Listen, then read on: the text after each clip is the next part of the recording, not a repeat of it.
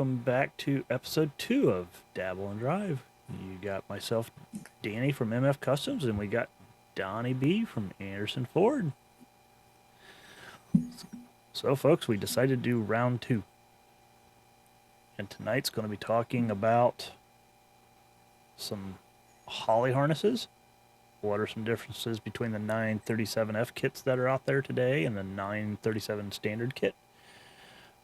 New product coming from MF Customs for Holley harnesses. We will also get into what projects do we have going on in our own life. I'm going to talk about what I got to work on my 95 and some of the other projects, and Donnie's going to talk about what he's got going on. We might dig into what it's like being a seller or reseller in today's market, trying to get product and get it into your hands, and whatever else that comes to mind at this time.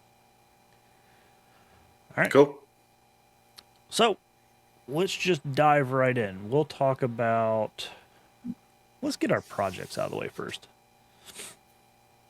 So I'll let you go first on this one. Okay. So, as we're recording this, it's the early part of November 2023.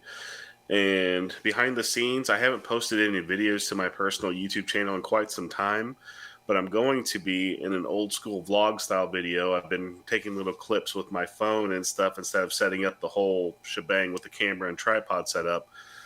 I have torn apart my 87 Mustang, and for any people that follow me on Instagram or whatever, they'll probably see certain things of me taking apart my car. I sent my original, I had one of the early Fox body harnesses from Holley in my car, and I wanted to update that to the Gen 2 harness that we offer in our current Anderson Holley Terminator X kits. So I sent that off to Danny. He's already gotten that back to me, so I got to get that installed.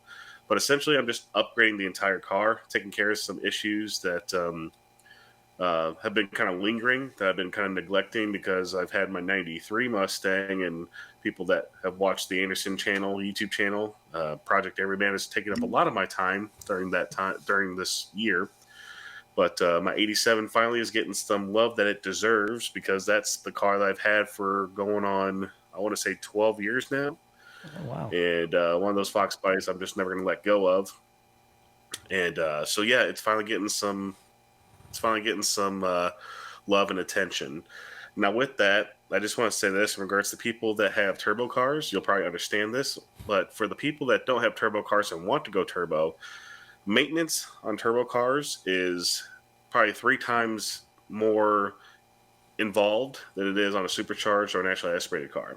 Yep. The reason I say that is because with all your hot side, your exhaust system essentially being in the front of the car versus just from your header back, exhaust leaks, V-band clamps in general, bolts, gaskets, they're prone to failure more likely than just your standard box body or any car really exhaust system. So whenever you face a leak or something, you generally have to tear a lot of the car apart to get to everything. And that's what I've been fighting. And so I wanted to get in and really just dive in. And it was really a snowball effect. My first intention was just to get the Gen 2 harness in. And so got that torn out, and then about to get that back installed. But then I decided I wanted to go ahead and check the valve train components, which I'm going to go ahead and tackle that too. Also clean out any issues that I've had. I found out that my valve covers were leaking onto the headers, causing a burning oil smell. I thought maybe I was having an issue with maybe a valve seal or something. But then after inspecting, after the headers were torn off, they were the primaries were coated in oil on the inside. One of the spark plugs had oil around the gasket and the threads. So essentially, it's like, okay, this is just the perfect time. And I think one of the reasons I was fighting a random surge more recently is because I think it was burning a little oil and causing the wideband reading to be off, because as people know, if you burn oil, it's not going to read properly on the air fuel mixture because it's not fuel, it's oil. Yep. So yeah, it's mostly maintenance that I'm taking care of. And I sent my hot side off to get recoated. I wasn't planning on doing that, but hey, I tore it off. Let's go fix everything else. I'm going to put new gaskets on. I'm going to do away with copper RTV for the gaskets like I did last time. It held up fine for probably a year, but it was leaking after looking at all the soot on the exhaust ports and stuff on the cylinder head. I knew it turned out it was leaking and it wasn't going to reseal without tearing it off and redoing it. So So with essentially, what with that boils down to is a lot of maintenance that I'm doing with on your that car. headers, have you ever looked at having those machined flat? Like, like I have not, but I'm going to be putting a set of Remflex okay, header gaskets on it. And for people that don't know, it's probably one of my favorite just regular header gaskets. Like you can get like Fel Pros or MLS or whatever, but the Remflex, I'm trying to figure out a way to. They're made out of graphite, yep, and they're essentially they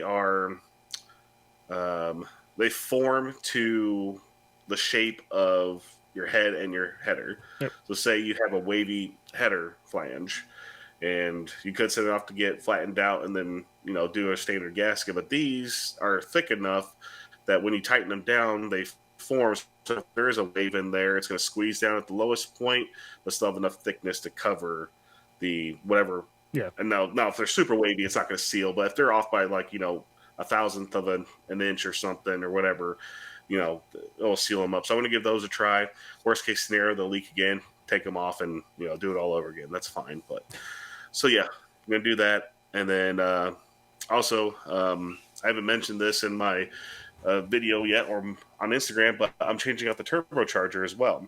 Because again, tearing it all apart, now's the time to upgrade. I do have to say though, on 3, some of their stuff is great, some of their stuff not so great. Stick with the great stuff and then move on from the bad stuff. Don't tarnish the whole kit because you might have a couple of components that suck.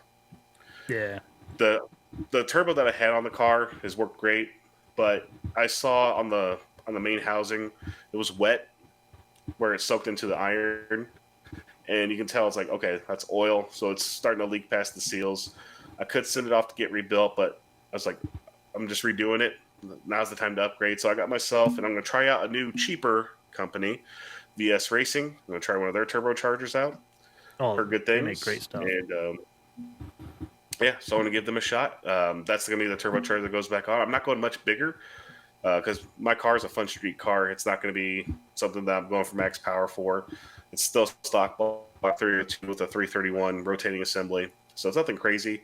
I liked how fast the 67 millimeter spooled up and was just really fun. But I'm going to go ahead and upgrade that a little bit and have something a little bit bigger and not too crazy. Should fit perfectly in there with everything else. Also, I'm upgrading my line, the drain line to an AN style connector versus just the clamp on. It worked, but Yeah. I've had to replace the hose once because the amount of heat and cold.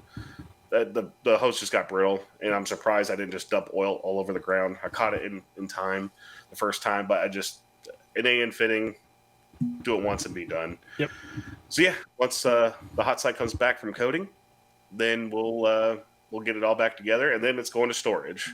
Goal is have it all back together, go to storage, and then by the time spring 2024 rolls around, I can get the car out and just drive it because I know everything's fresh. So that's the whole deal with the 1987 Mustang, and get that done and put away, and that way I can enjoy it next year. But there will be a video coming to YouTube, just old school vlog style. It'll be kind of long because I've been doing little clips of doing updates here and there. And it's also mostly the highlight for people that got turbo cars or are looking into doing turbo cars. Hey, this is the kind of stuff you're going to be doing if you decide you want to go turbocharged. That's why a lot of people end up going supercharged, because the only thing you have to worry about maintenance-wise is the belt. Yep. That's it. So, yeah, that's what I got going on. Danny, tell us what you got going on with your 95. So with the 95 that's behind me, I took it to Caleb Foxcast Media's event down in Jackson, Tennessee this year, and blew my lower intake gasket out. Parked it since, I haven't touched it, so I'm going to fix it. The goal there is to, while I'm having it apart, I'm going to probably do a snowball effect just like yourself. I'm going to do some cleanup, pull stuff apart, do some cleaning, I'm going to replace valve cover gaskets. I'm going to pull the transmission, rear main seal, just a bunch of maintenance. This car's been together for quite a long time. Like I was telling you before this, I mean, I put that intake on 12 years ago and haven't had it off since. So I feel like with all the amount of boost I've put through this engine, and have registered plenty of positive crankcase pressure because of it, it lasted and owes me nothing. It's just with the business, I just didn't get to it this year. I focused on some other project cars that will be coming to light soon. But yeah, so I'll be doing that. The other thing I want to get done on it as well is I built a custom harness, SN95 harness for this car. I built it a couple years back. Keeps the CCRM. It's 100% fresh, new harness, slightly different design. It was meant for standalone systems. And from there, I want to get that installed and get it tested out, because it's something that I want to maybe offer someday, but I don't know. I want to really test it out. This was something I've dreamed about making for years, so dying to get it on the car. It will have a lot of neat features, but still have the ability to go back to a factory ECU if I wanted to, with an adapter to go the opposite direction. Correct me if I'm wrong. You're still running the prototype, I think you mentioned, of your MF adapter on that car, right? That car is still running the original prototype. That is hand soldered, hand wired, disgusting looking, but it is the original prototype. It's got Kapton cape. For folks that don't know, it's a type of heat resistant electrical tape for electronics. That's how that whole board is covered. There's no case.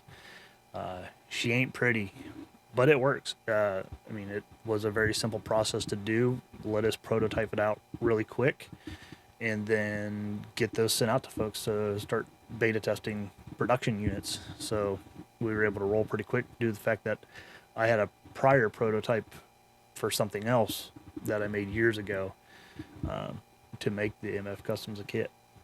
But yeah, so that's what's planned for the 95. So that has an Astro Performance T5 in it, back when Astro Performance was still around. It's got their main case, gear sets, and all of that. I want to refresh it while it's apart. It won't hold second gear. About 5,500 it'll pop out. So I got a feeling I've either bent a fork, or I got something else going on. Again, that's been in there for 10 years now. So, and it's been hammered pretty hard. So I'm going to pull it out and have it refreshed and put away. What you can't see is on the floor on the driver's side, there's a custom done T56 on the floor that I'm going to put in it. So it's a T56, old school stuff. Kind of like what D&D Performance used to do back in the day. They used to do Viper spec upgrades. Okay. So this has got the 26 spline input shaft. I think it's the 31 spline output shaft. I'd have to double check. This thing's been built for a few years. So I don't have all the data memorized anymore, but it has a custom made tail shaft on it, so I can still run a VSS sensor instead of running the output shaft sensor, which is magnetic. So I can still run the mechanical style speed sensor. So I'm wanting to put that in. I've been wanting to move to a 6-speed anyways. So horsepower wise, it should handle the same as what the Astro did, maybe a little more, but then also get the ability to have a 6th gear, because it's not bad. I mean, I only have 373s in this car, and 70, 75 mile per hour down the highway, I'm doing about 2250 to 2400 RPM, somewhere in there. So it cruises good. Not bad gas mileage. But I figured a 6th gear, if I can get that thing down to at least $2,000 even, which with the gearing that's in that T56, if I remember right, I should be able to get down to about 2000 RPM. So even to get better fuel mileage, because people that know me, I don't like to trailer the car. And when I go to shows, I drive the car. So when I go to Jackson, I drive it. So I put our booth in the car. I have everything for our booth goes in this car, and I just drive it down. I may not be able to take a passenger, but I can take everything with me, and it's just the way I am, and I love doing that. So Hmm. I want to get it back up and going. The other thing I got on the list is I got to make some wiring for the project car that we got coming in, the 97 car that I've been posting pictures of from time to time, the 97 Celine. That one, we're getting close to having that ready to come home. We're buttoning up a few things on it, minor stuff. The 2-point chassis brace, I was finally able to locate an original. This car came with one, and I wanted to have it back in the car. Luckily, a guy up in Maine had one that he was willing to let go of because most people won't sell them. So I'm having it painted body color. It's because the interior of the car is black and the those 2-point chassis braces were black, and I figured it'd just blend in. You'd never see it, so I'm painting it body color. And just little things like that before it brings it home. But the suspension is finally done. That car is going to have the full Maximum Motorsports suspension in it. So it's got the Maximum Motorsports K member, A arms, Bilstein struts, coilover kit. It has the Maximum Motorsports torque arm, panhard bar, their springs, Eibach upgraded sway bars. Did their heavy duty rear control arms so I can adjust the height. But yeah, I went full Maximum Motorsports underneath that car. That's the other thing, because it's back from the chassis shop where we already did the Line X on the bottom of the car, and because where they had to do their sanding of removing it and doing all the welding, we're going to finish getting the Line X done. But so I got to make a couple trips out there and get that car buttoned up so I can bring it home, and that will become a project car for our channel, like your Project Everyman. Okay. But it kind of on the same process in a way, but in a different direction. I want to show people, kind of going down a rabbit hole. Sorry, folks.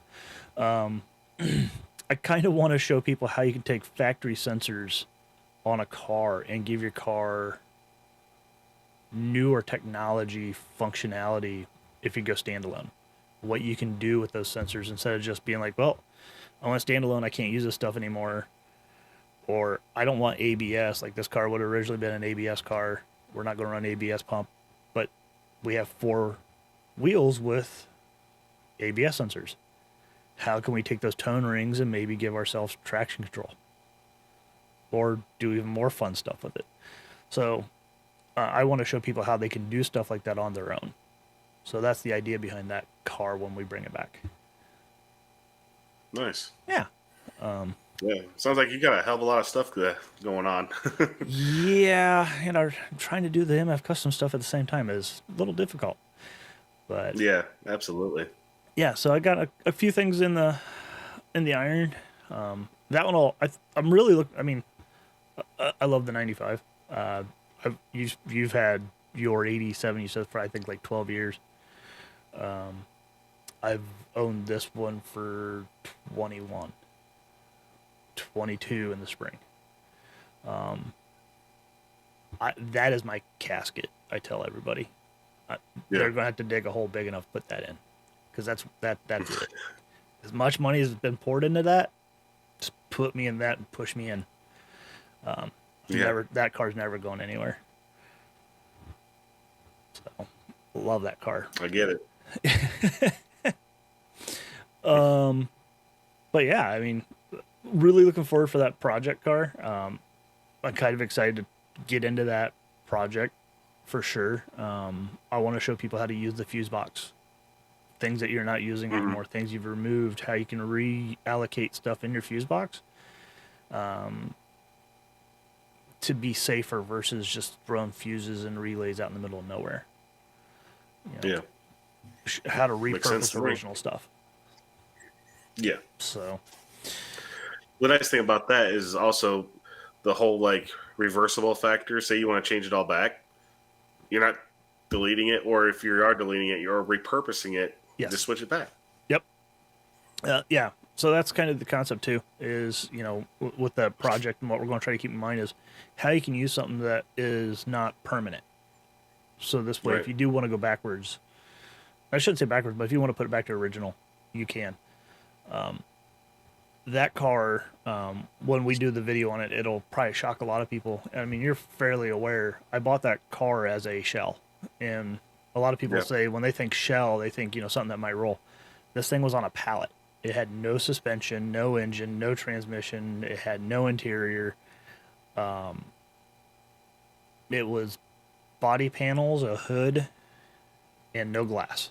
It was literally a shell. The guy did still have some Celine specific parts that was a requirement for me to have, and I was able to get it at a really good price. And it was the perfect blank slate to do what I want. So super excited about that one for sure.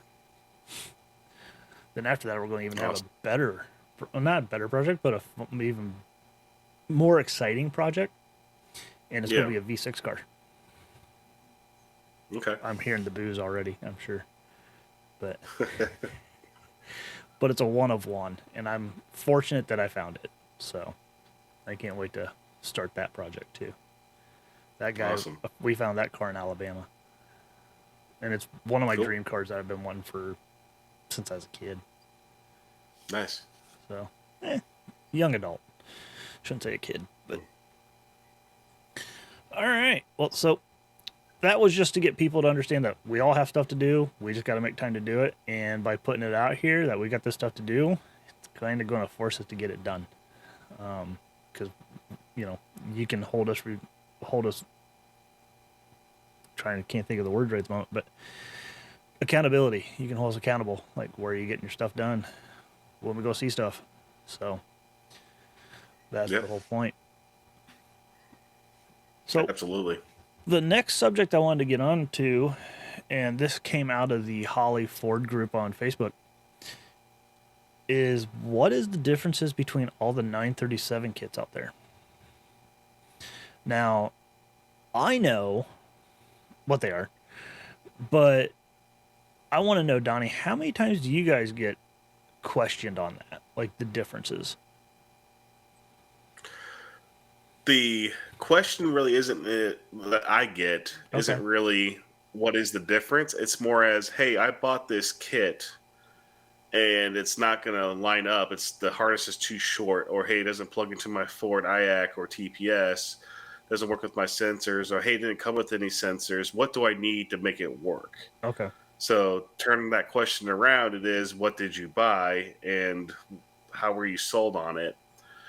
And I think it comes down to a couple things. One, I think it's a misconception that Holley put out there, and I can't say this enough. This I might get some hate for this, and I'm okay with that because I'm standing tall on this one.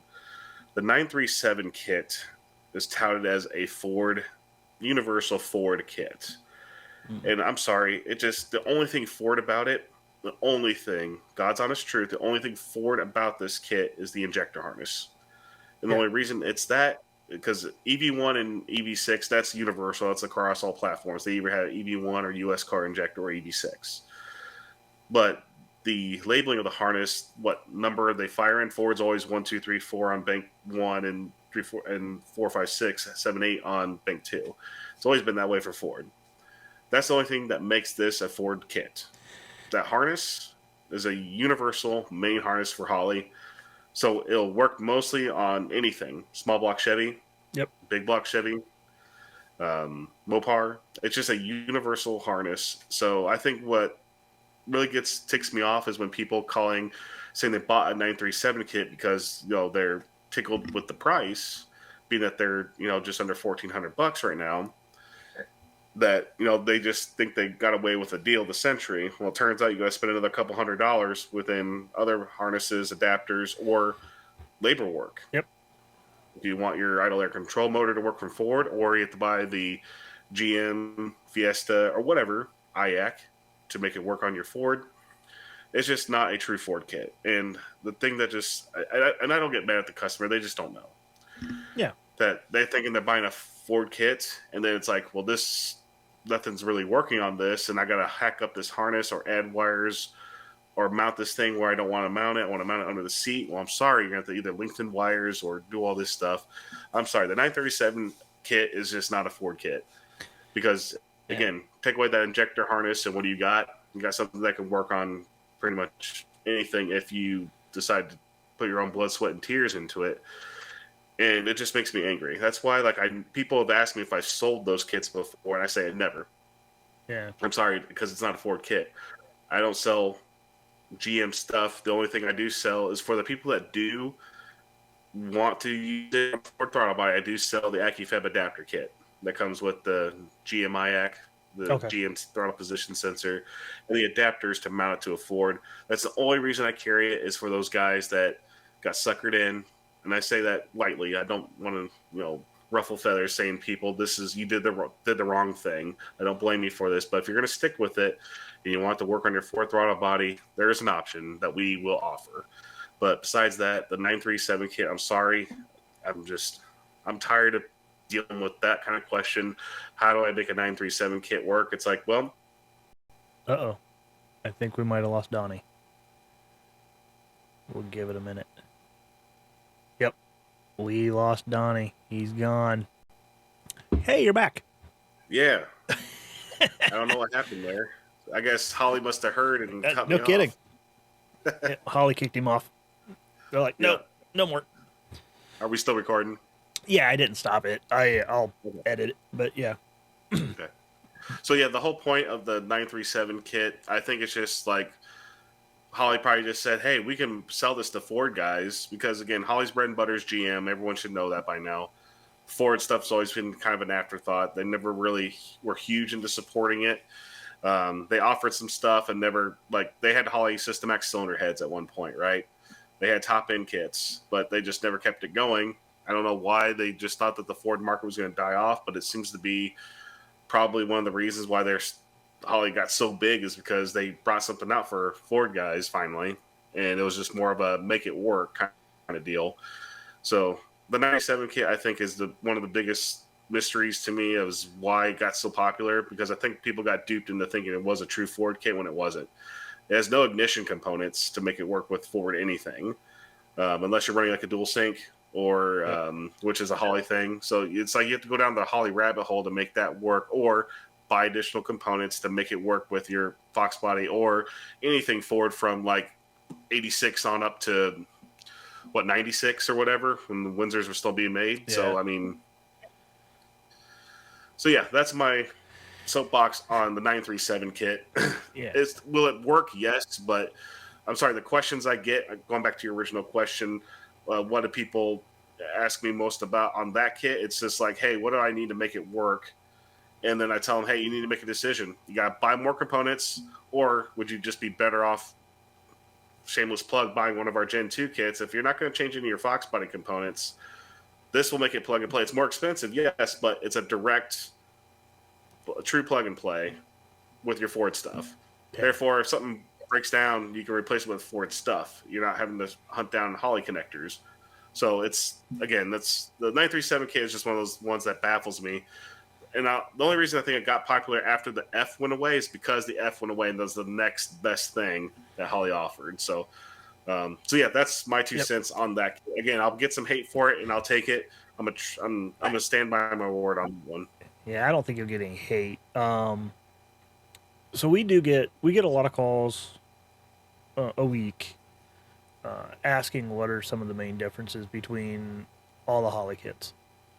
And I think that just comes from the fact that we're so deep into it, and we are always online talking about it and trying to inform people the differences.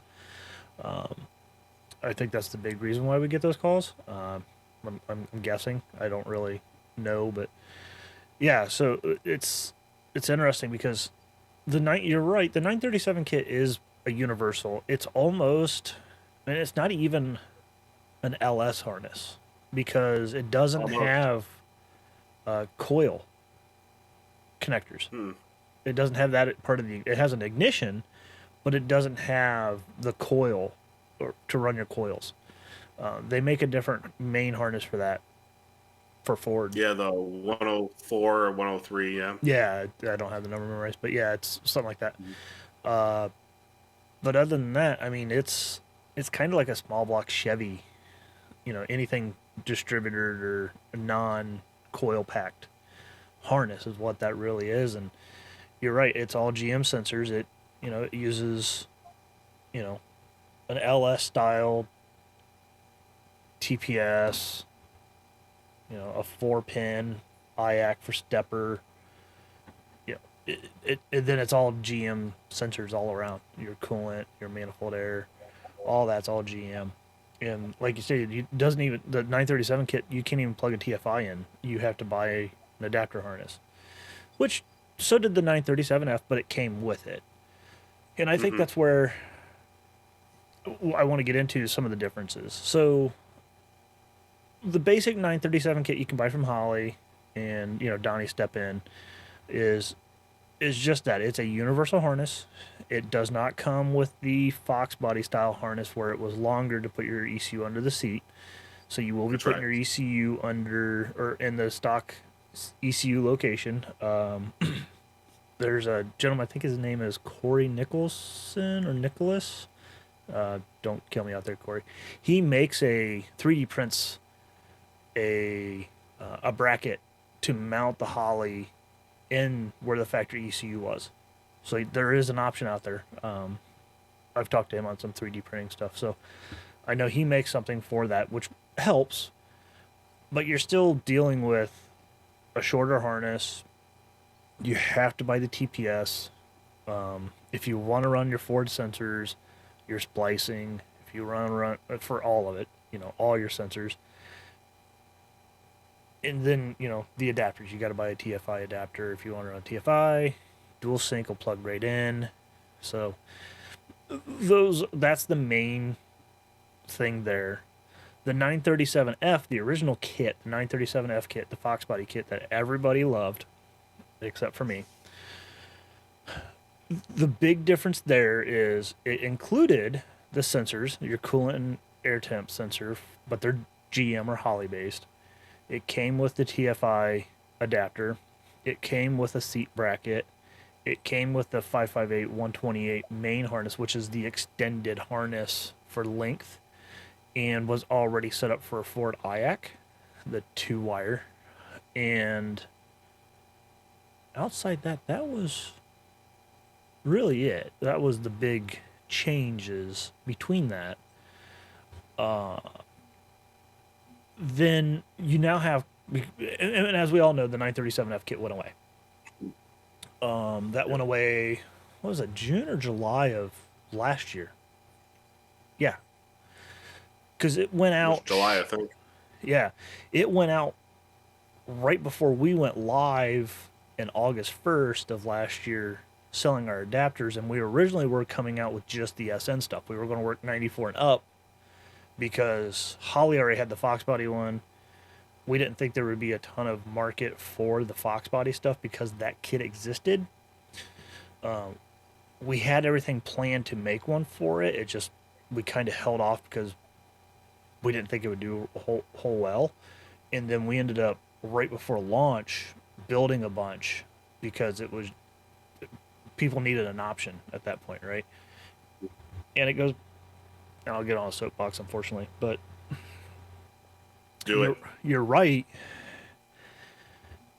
Holley really did make Ford the kit go really well for standalone for the Fox bodies and Ford in general, because before that, before the Terminator X line, your standalone options were pretty limited. You were either doing big stuff, but you were still rewiring. All of them were rewiring your car. You were doing a big stuff 3 kit.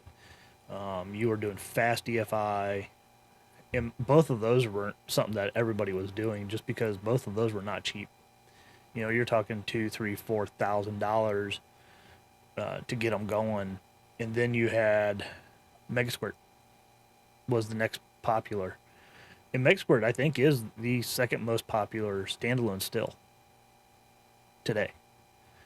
And, with that, when Holley came out with the Fox body kit, it gave people, and the pricing, got to give it to Holley Yeah. on that. When they first came out with the Terminator X stuff, for people who don't know, the LS stuff was $1,000. You got all the harnesses.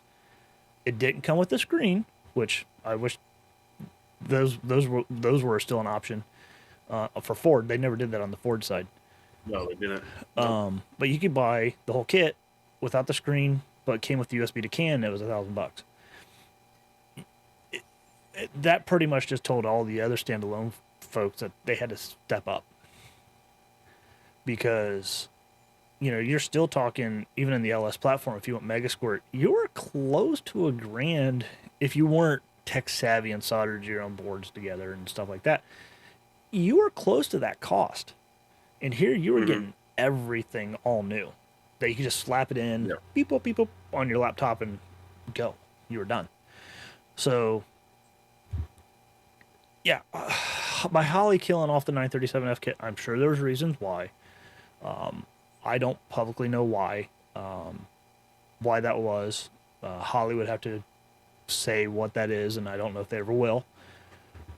But, that is what really hurt them. And then they never really explained to people how to use the other kits correctly to work properly with the Foxby stuff. Now, we're trying to stay focused on the Foxby stuff because the modular stuff has just always worked. It's always had the right connectors for the cam crank and all that. So it's the Fox body stuff where we still had the TFI distributors is where things kind of got a little off. So that's the two differences between the Holley kits.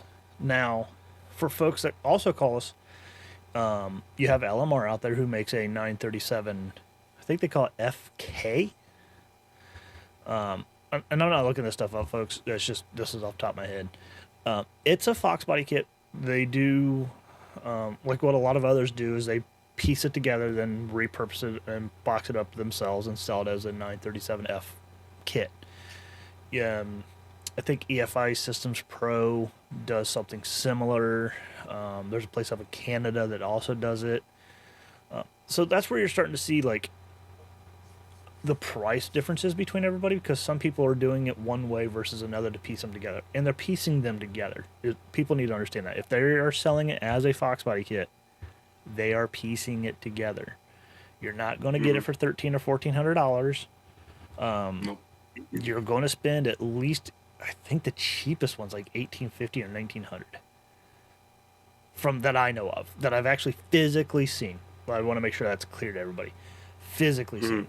I know there's some out there that are being sold as 937F kits that are cheaper, like $1,400, but I've not physically touched one to be able to confirm that it's a full kit correctly built. That there, I think, is that one there, I personally believe is a 937 kit with a TFI adapter, which I have stuff over here. And to be fair, that's what we did after the 937F went away. You did. It was no secret. You could find the part number breakdown list of what was included and just build your own. And that's what we did originally before the Gen 2 came out. Yeah, and there's nothing wrong with that. Like, it was a good way to get it back on the market for people. It's just people had to understand that even when the 937F kit was available through Holley, and if you went through and bought all the parts separate versus buying a kit, you bought it all together, it was like $1,800 to $2,000. And that was a year and a half ago. Today, those prices have gone up. Everything has gone up. And they're not cheap to piece it together. So I know, and Donnie, you don't have to go into how you do it. About cutting corners. Yeah. I know some people, what they do is some places buy GM kits. Yank out what they don't need, buy the parts they need, put them in, sell the other parts that they took out to help recoup some of the cost to get the kits out there. I know that from some places. And we won't go into how, that's up to you, how you do yours. But, what I know for the difference, though, and I like to make sure people are aware, was The Gen 2 kit that Anderson offers, and I'll speak towards it a little bit, is it is a 937F kit that should have been made in the beginning. It comes with, Tell them why. yeah, it Tell 'em comes why. with a Ford TPS connector already on it. You're not splicing in a weather pack. It has a Ford style IAC connector. Yes, it had a 2-pin IAC on it originally, but it was a standard product connector. This is a Ford black, 2-pin, correct terminals, the whole 9 yards. And it also comes with Ford coolant and manifold air temp sensor connectors. So there's no going out and saying, oh crap, my coolant temp sensor stopped working.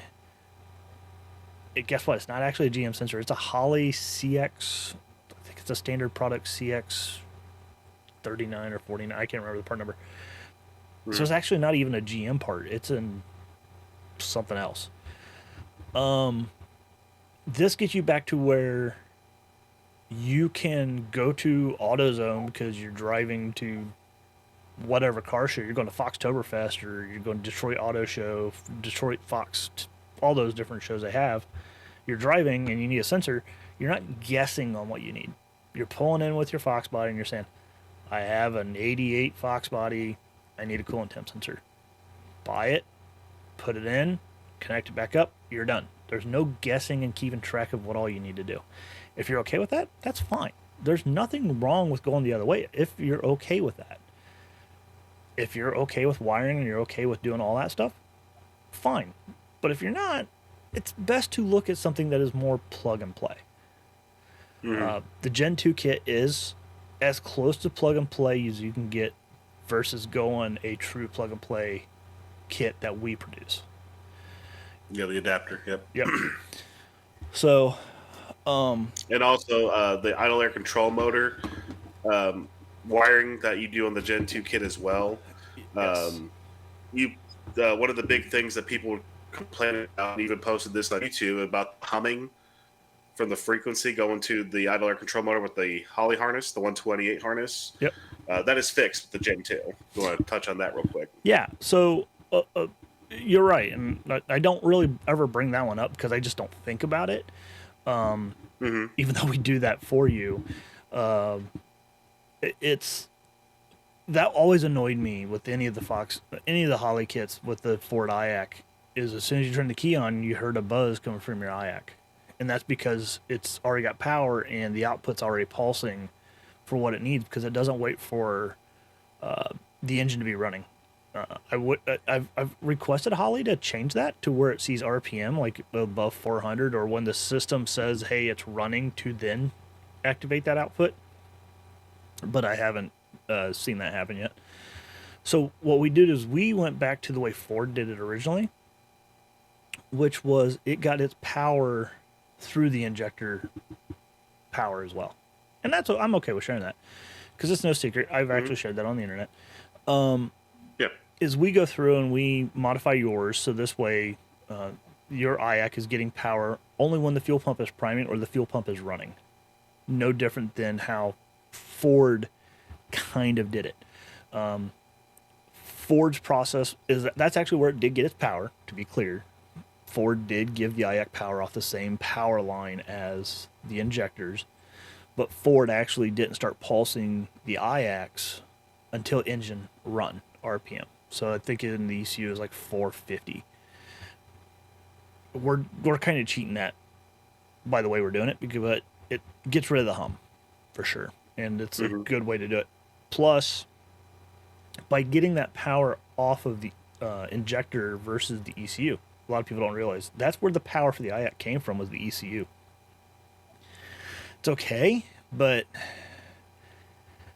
sometimes for quick pulsing on a solenoid like that can cause a high current spike.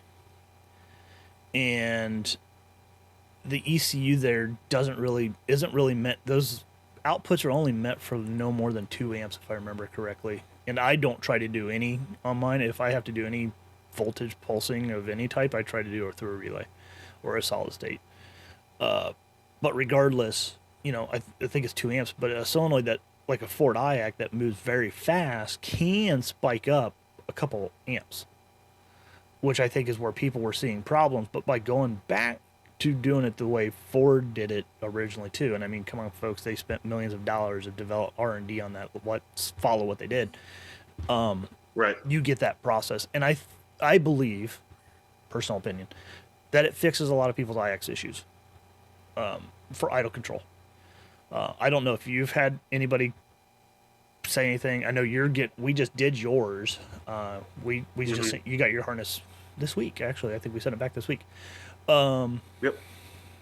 You know, I'll be curious on how you feel about it. You may or may not notice a difference, but I personally feel like it fixes that. And I know in our adapter, we've not had anybody really come back and say, "Hey, I'm having idle air control problems." Typically, if they are, they're run a BBK throttle body, and I usually just recommend to go get some blasting caps and take the throttle body out back and take care of the problem that way. Yeah. Yeah. I've never had luck out. getting a BBK throttle body to work. Yeah. So, Yep. And for people that are interested, we do. I did do a video explaining the differences between the old 937F kit and the Gen 2 kit. Pretty much just going over what Danny just stated in a video form. It's on the Anderson Ford Motorsport YouTube channel, so you can see the connectors that we're talking about and everything. And so that's available. And actually, that's standard across all of our Fox Body kits. That includes the X Max for the we just call it the 943F2 kit to stand for Gen 2. okay. And if people want and that's for the early, what is it, 92 to 97 AODE / 4R70. Yeah, 92 to 97. Yeah, and then 944. People probably don't know this. 944 is the actual for the newer 470Ws that can work with Fox Body. We can swap any of those harnesses out. That's a transmission harness that doesn't affect the main harness.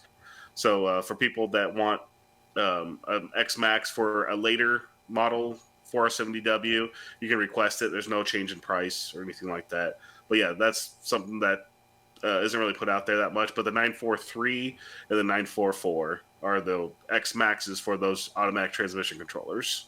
And I did see that. I didn't actually know until I was perusing your website one day that you actually offered a Fox Body kit with the AODE 4R70W stuff. That was kind of cool. To me, I thought that was kind of cool to see that. And yeah, we moved everything over to Gen 2. That includes the HP kit. I geared that more towards like a force induction kit for people that want to run an NTK sensor or have low impedance injectors. They want to be able to run that. So that's what the HP kit. We finally got some of those computers in, by the way. So we finally have stock on those. And then we moved our Dominator kit as well to a Gen 2 as well. So people that want to run Dominator with that new Gen 2 harness and stuff, you definitely can. There you go, folks. Yeah, I mean, yours is what, again, I go back and say is what I believe Holley should have done in the beginning for the Fox Body.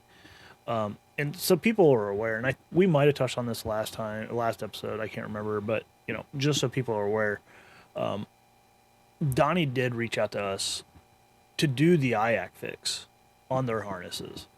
That was how this all started. The Gen 2 got started. And I said, yeah, I think that's great. Let's do it. But at the same time, let's just go ahead and make this harness what it should have been.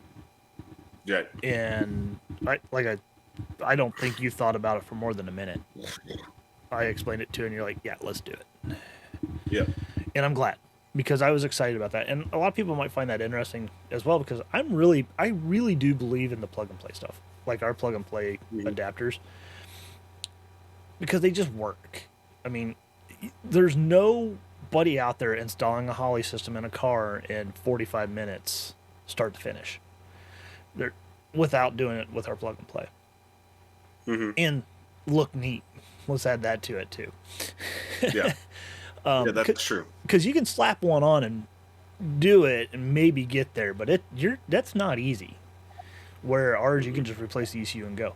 But at the same time, I also understand that folks want to replace wiring. I understand the Fox bodies are older. And, your Fox body might have been through 20 different hands at this point. Hopefully not. But if it has, it. And, and you fix a problem by going out there and touching your harness, and the car starts driving and running correctly again. It's time for a harness. Like, I Hmm. understand that, and that's why I usually talk to all our customers when I can, if especially if they call in, and I kind of ask those questions like, well, do you have problems today? Do you have any electrical gremlins? And if they're like, no, and they're just got a street cruiser, I usually recommend our adapter. But if they're like, I got some issues, or no, I want to go coil unplug, I want to do boost control, I'm wanting to do, add on, our adapter doesn't make sense. And I will walk them through on the Gen 2 kit that Anderson offers, and sometimes even that doesn't make sense. I know that seems odd, but there are times that doesn't make sense. And that's where a kit like a flying lead kit might make more sense, because they're wanting to do dome control, they're wanting to do all this fancy stuff, and there's no just simple harness for that. So all comes down to that for sure. Hmm. So Yeah, and I want to also just point out real quick, just because we're on the subject of different kits, the whole reason that I really pushed for the Gen 2 kit is back when the 937F was still available and then got discontinued. It actually got discontinued, I think, a month prior. Now that I think about it, but people were still thinking it was still available. And I went on a podcast or a live stream with Brutal Nakia over yeah, there in Alabama, and we talked about it, saying, "Hey, this thing's actually gone, guys. We just happen to have inventory that we were supposed to last us a year. It lasted me a weekend, and it's like gone." And then after it was gone, no one was offering anything, and if it was smaller shops and stuff doing what we were doing. So the whole genesis of that the Gen 2 coming about is that everyone started doing the same thing we were. I'm not trying to take credit that we were the first, but no, we just wanted to keep it going because we saw the value in it because we're big into Fox body stuff. And so as soon as like other places, especially bigger shops than us, because we're a small business and I can't keep up with the Summit Racings, the Jegs, or even LMR for that matter. I can't keep up with those warehouses. So as soon as they started bringing stuff and offering it cheaper than I could, I had to bring value. If people were going to still buy from me, they had to be buying something for a reason, and that was the whole genesis. As soon as I saw Danny post on the Facebook page about being able to do the IAC fix, I'm like, I think I see an opportunity here to yep, be able to bring something to market that would fill 90% of that void. Where like, hey, yes, you can get a 937F kit, but what if I got something that's even better than that?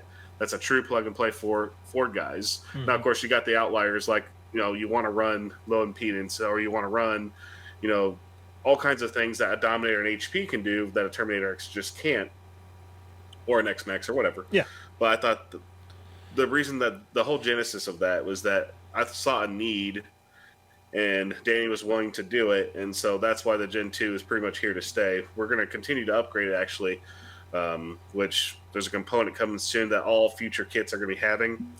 But that's the whole reason why it exists, and that's why I think that we still bring value. And yes, it's more expensive, but you got to think of what you're gaining, the value that you're gaining in that. Not only the proper changes and stuff, but right now, as of right now, Danny, you could probably attest to this, but I think we're the only company that's offering a Ford Holley Terminator X kit that's got true Fox body connectors on it, and that still utilizes all the Holley stuff like the inputs, outputs, and the ability to run a dual sync if you wanted to for some god awful reason.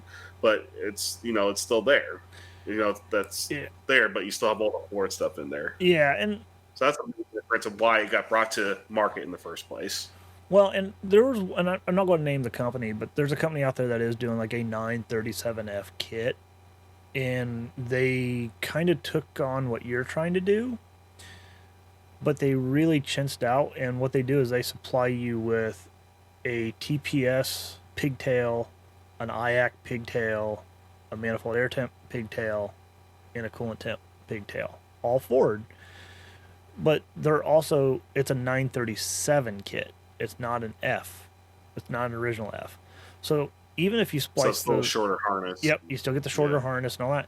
And what we've dealt with, and I know which company this is, and I've had to help some people via email or over the phone how to fix it. Is they go, oh, okay, and they they see 4 wires on the IAC, four pins. Not one of those pins is connected to the ECU correctly to run the Ford IAC. And these people are splicing just 2 wires, and they're then asking which wires are they, or they're asking which wires they're supposed to splice, and that's not how it works. So I think that was like a chintzy way of getting, a cheap way, I'll just call it. It's a cheap way of doing it. And I think that was, how to be politically correct on that. It's a cop out. If you're going to go through the process, and just so people, if you're going to go through the process to buy the pigtails, you should just do it correctly.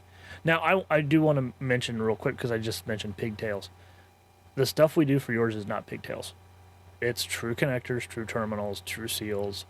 We source the parts, the correct parts. That took time. Donnie's aware of that. But it was worth it in the end. You know, it's not pigtails. Absolutely. And it's a nice, clean install versus, because we're talking pigtails, Holley. If you're a Fox body person running a Holley, you know what this is. This is their TFI adapter. And if you take it apart, well, I don't have to. I already pulled a wire out. You'll see this is the coil wire on this. All Holley did was they bought a pigtail, spliced all the wires, and actually left some wires in here loose. I'll try to pull this out. I don't know how well this will show on camera.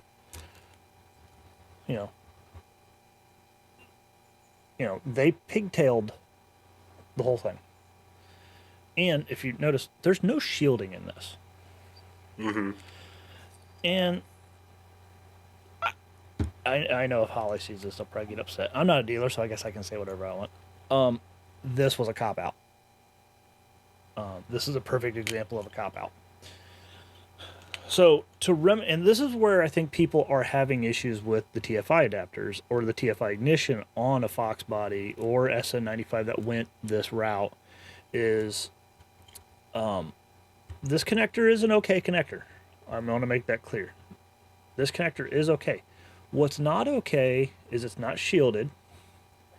And in the inside, and I'm not going to take one apart, is, and because we made a post on this on our Facebook page, is the terminals on the inside are not equivalent to what Ford used.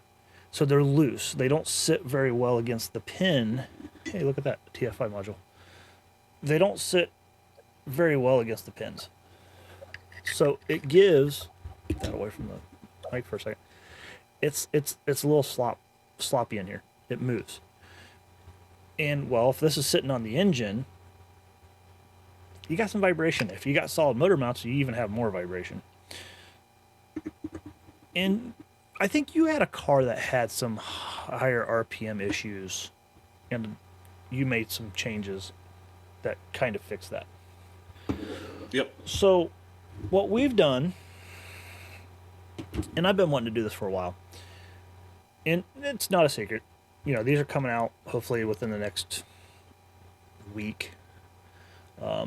We made our own. To identify it differently, we used a blue TPA connector block. We are using a TFI connector, which is using the correct Ford terminal, which, so when it connects in, it's tight and there's no wiggle. And the same goes for the pin. So if you go find our post, you'll see the difference in the terminal connector itself. It's actually got 2 springs on it, one on each side to connect to both sides of the blade on the TFI. So that's fix number 1. Fix number 2 is all the wires that run through the loom. This is your coil wire, but the remaining wires are all in a shield. So we shielded this. Try to peel that back. So we did shielding, because all this wiring runs by the injectors, which make noise. So that is our fix. for that. One other piece that I think you did to yours is I think you shielded yours with some aluminum foil, I think, or something like that. And you Yep. also did the other fix. People don't realize this. This is the old Holley one. See, black TPA. They didn't ground the ignition module to the ECU. They grounded it to the chassis. And this isn't a balk at people in general.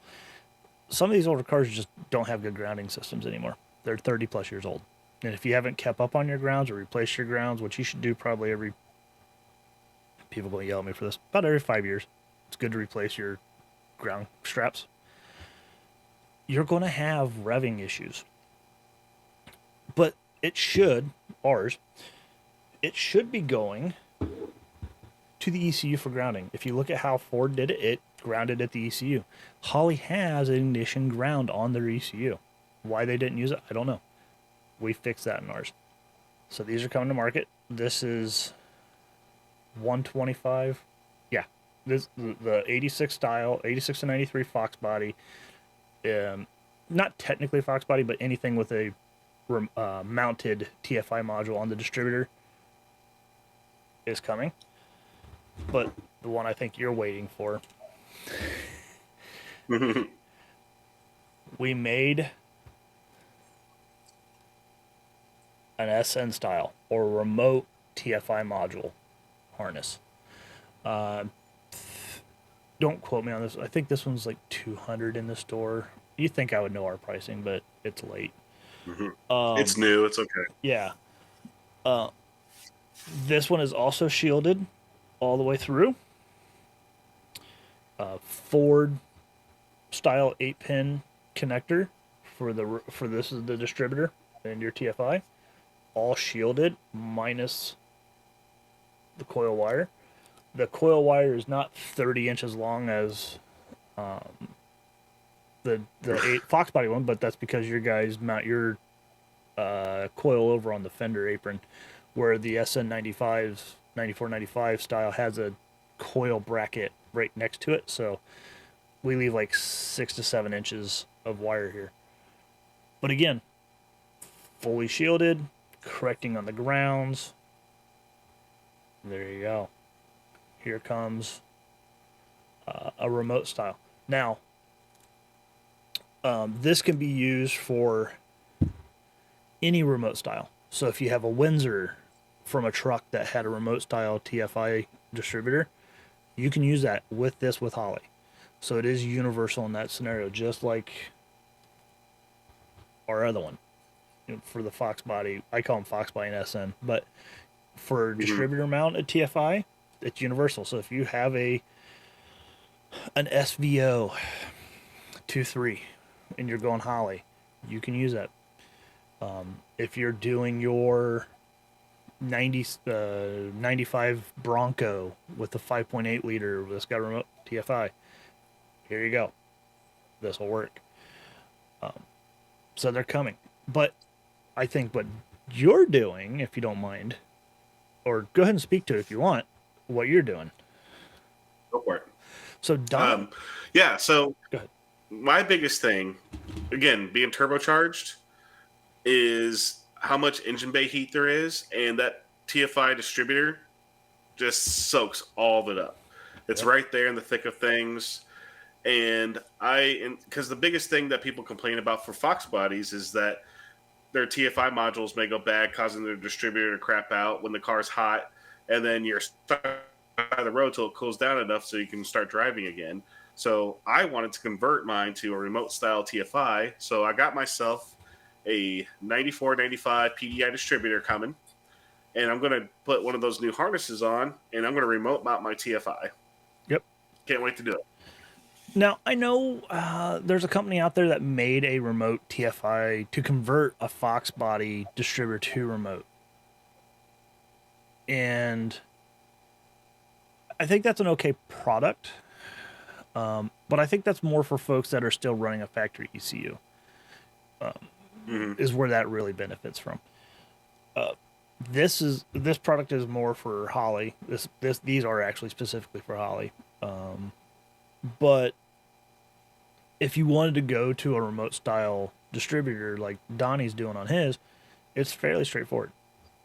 You need to find yourself, you know, a heat sink or, a remote TFI module with a heat sink, or, possibly, buy a heat sink, and an SN95 or a 9495 Mustang or a 5-liter pickup distributor.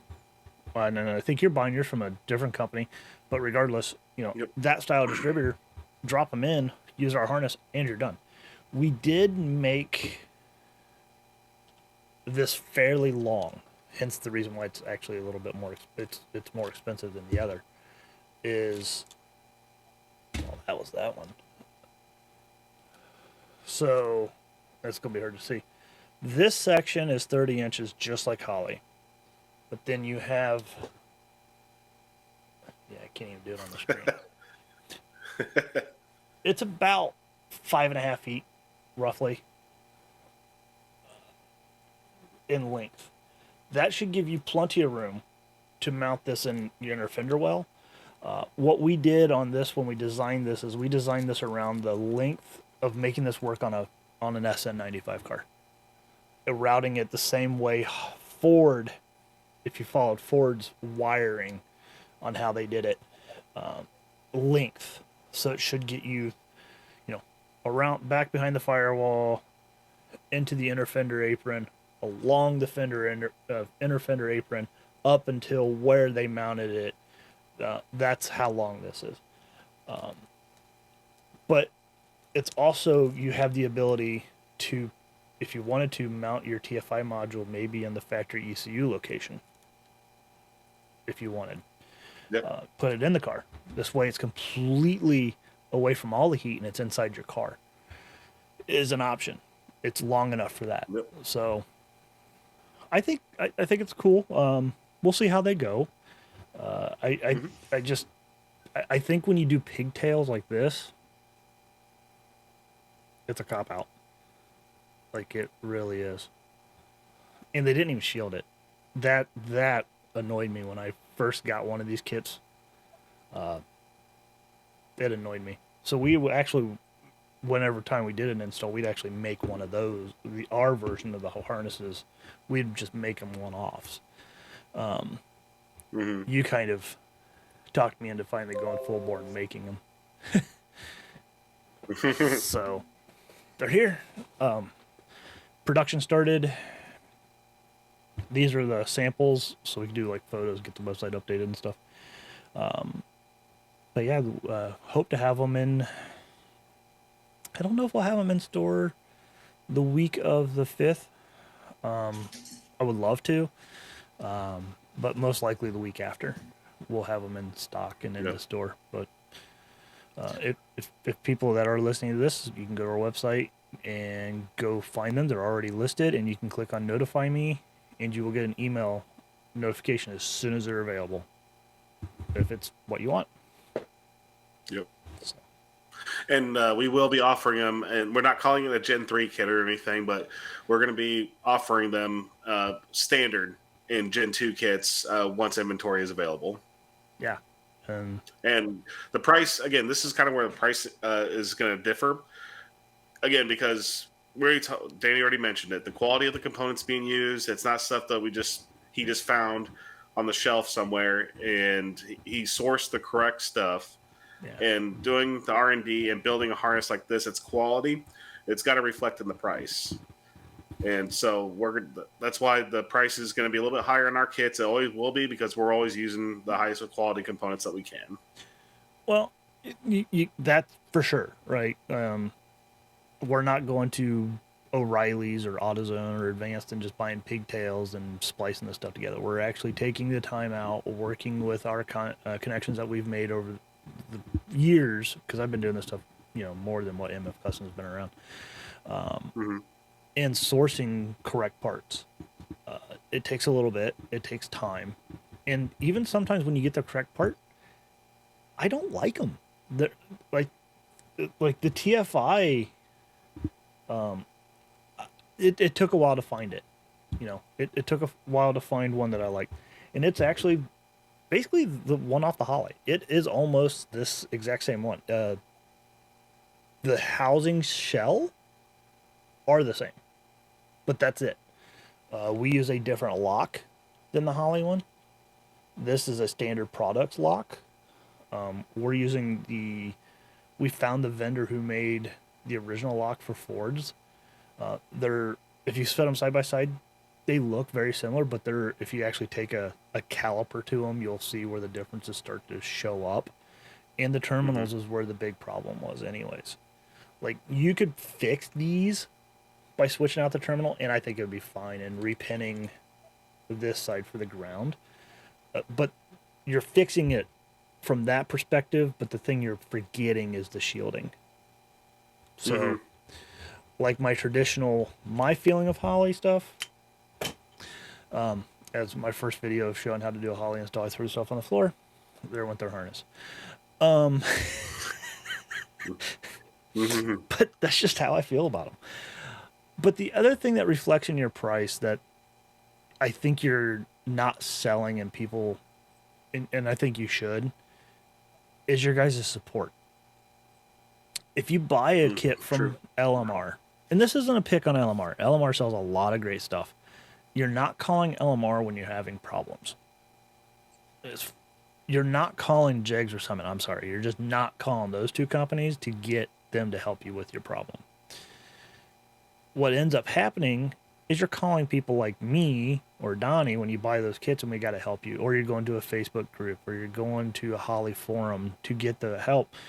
But if you spend just a little bit more and you buy the kit from Anderson, their Gen 2 kit, you can call Donnie up when you're having a problem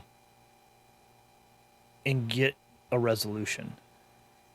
And if Donnie's unavailable, Donnie usually just gives me a phone number and says, hey, or he'll send them my way, and we will help. Like, we do help people for Donnie when it comes, you're a one-man team over there. So we do try to help staff. I don't want to call it staff hog, but in a way, when you need help with the Gen 2 kit, when people need help troubleshooting, or, our adapter stuff, obviously, we jump in. But you're not going to get that out of a lot of companies, for sure. That's an important point to make as well, because like you just mentioned, I am a one-man show. And I'm sorry, if you buy a kit from somewhere else and you're calling me with problems, I'm going to be less sympathetic unless you get it from me, because then, I'm trying to help my customer. Yep. And this might sound like a shitty thing to say, but like, since I am a one-man show and I don't just do Holley, guys, I sell everything. Yeah. Fox body related for the most part, not restoration stuff, but performance stuff. And I have to also go out and ship stuff.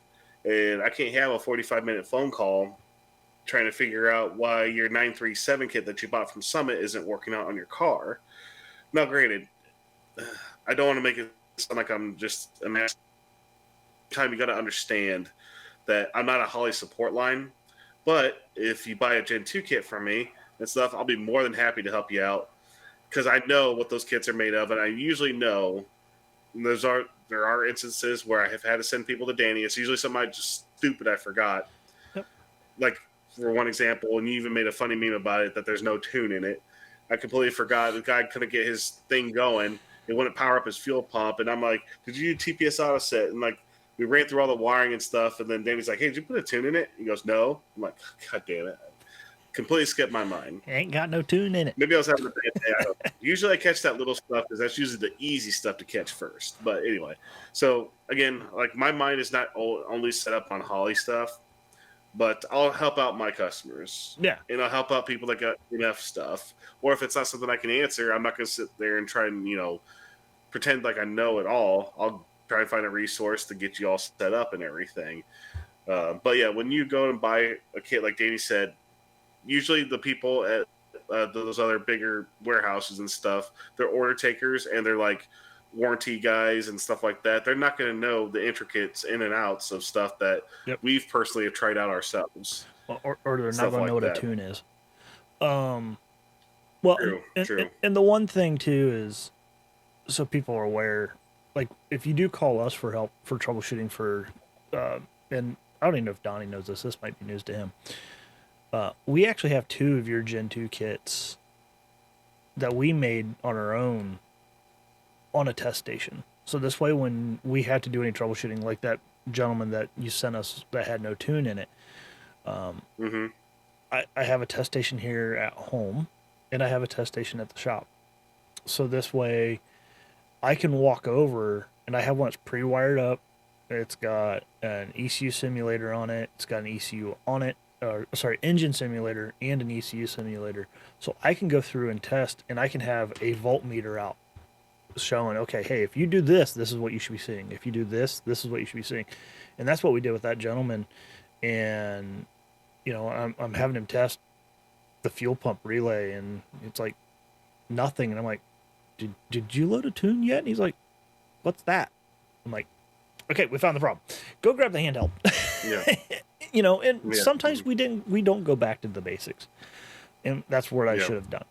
And once I walked him through the Game Boy tune of beep boop beep boop on the handheld, everything worked. Everything was what he was expecting and what I expected, and the call was over. And I think he called you pretty much right after that too. I think. Yeah. But that's very gracious guy, not a guy that got frustrated thinking that he was an idiot or anything. Very gracious. Yeah.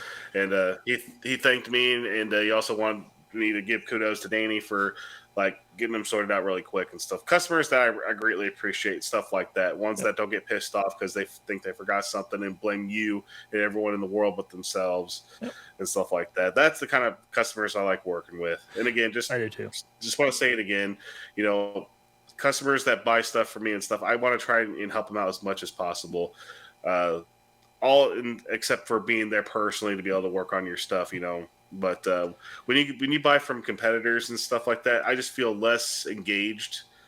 It's not like I won't help you, but just maybe my effort won't be as high as it would be from a customer that has purchased from me. Yeah, and I have the same thing. Like, I'm in the same boat. Like, I will do my best to help them regardless. But that's part of my nature, right? Like, and I usually get a lot of the support calls during the day. Like, I let the other people take care of the other day-to-day stuff at the shop. I will do the best I can for troubleshooting. But that's why I have 2 test stations. And, I'll admit, like, we do really well on the troubleshooting stuff. I love having the test station stuff so we can just walk over and plug in all the stuff that the customer has the best that we can, because we can't have every combination on a test station, but we get it as close as we can. And, and be able to sit there and do exactly what they're doing so we can see exactly what they're doing. By having that, it makes troubleshooting go much quicker. And that's also another reason why some of our products are a little bit slower to come out. Like, even these harnesses that we built, I build test stations for this stuff. I build test blocks. So this way, we'll designate it, a couple of these just for that. So this way, if someone's like, man, I'm having a problem, they can walk over, myself or one of the other techs can, do their testing, and boom, there's the problem. Like, okay, this wire should have 12 volt. It's only seeing 0 volt or 8 volt or something like that. And at that point, we have a little step sheet of, we know what those voltages mean and what are your problems at, and we can walk you through it and get it fixed. Right. I think that's a big difference also in regards to like one of the original points you made about being a reseller versus a manufacturer, right? Yeah. Like, you manufacture that stuff for us. We're getting all the main components from Holley because it's their componentry, ECUs and everything. But yeah, you're a manufacturer that manufactures that stuff for us. So yeah, you'd want to have that kind of stuff. Yep. Me, there's no way I'd be able to. I don't even know if I'd have room to build test stations where I'm at. Not with all. Yeah, there'd be no way. Yep. And I'd have to probably hire a technician full time to be able to handle that kind of support length. Yeah. Well, and you had another customer who didn't buy a Gen 2 kit. They bought our adapter kit from you. Okay. And, he reached out to me. I don't think he even reached out to you directly. I think he reached out to me first. And, I'll admit we made a mistake. And I'm the QA person on this kit. I told you about that because I fired myself. We made a mistake on the kit. He got the kit, installed it, and his wideband would read 14.56 to 1475. Like it would never move. I originally thought when I was helping him, like I could see where it was trying to add more fuel to compensate, but it was set at like a 5% limit. So we changed it to, I just threw it at 50 just to see what it would do. Wouldn't compensate, wouldn't fix. So I told the guy, like, Red Boy, I'm like, okay, do me a favor, ship everything. And that's a lot for a person, but we worked with him on it. I said, I don't want just our stuff. I want your Holley ECU. I want your wideband. I want anything and everything, like his power harness. I wanted it all.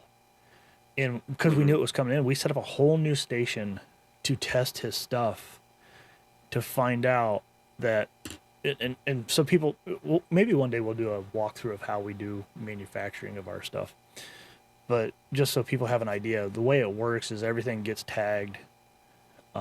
It's all recorded for testing. We can see who tested, what they tested. It's all on tape.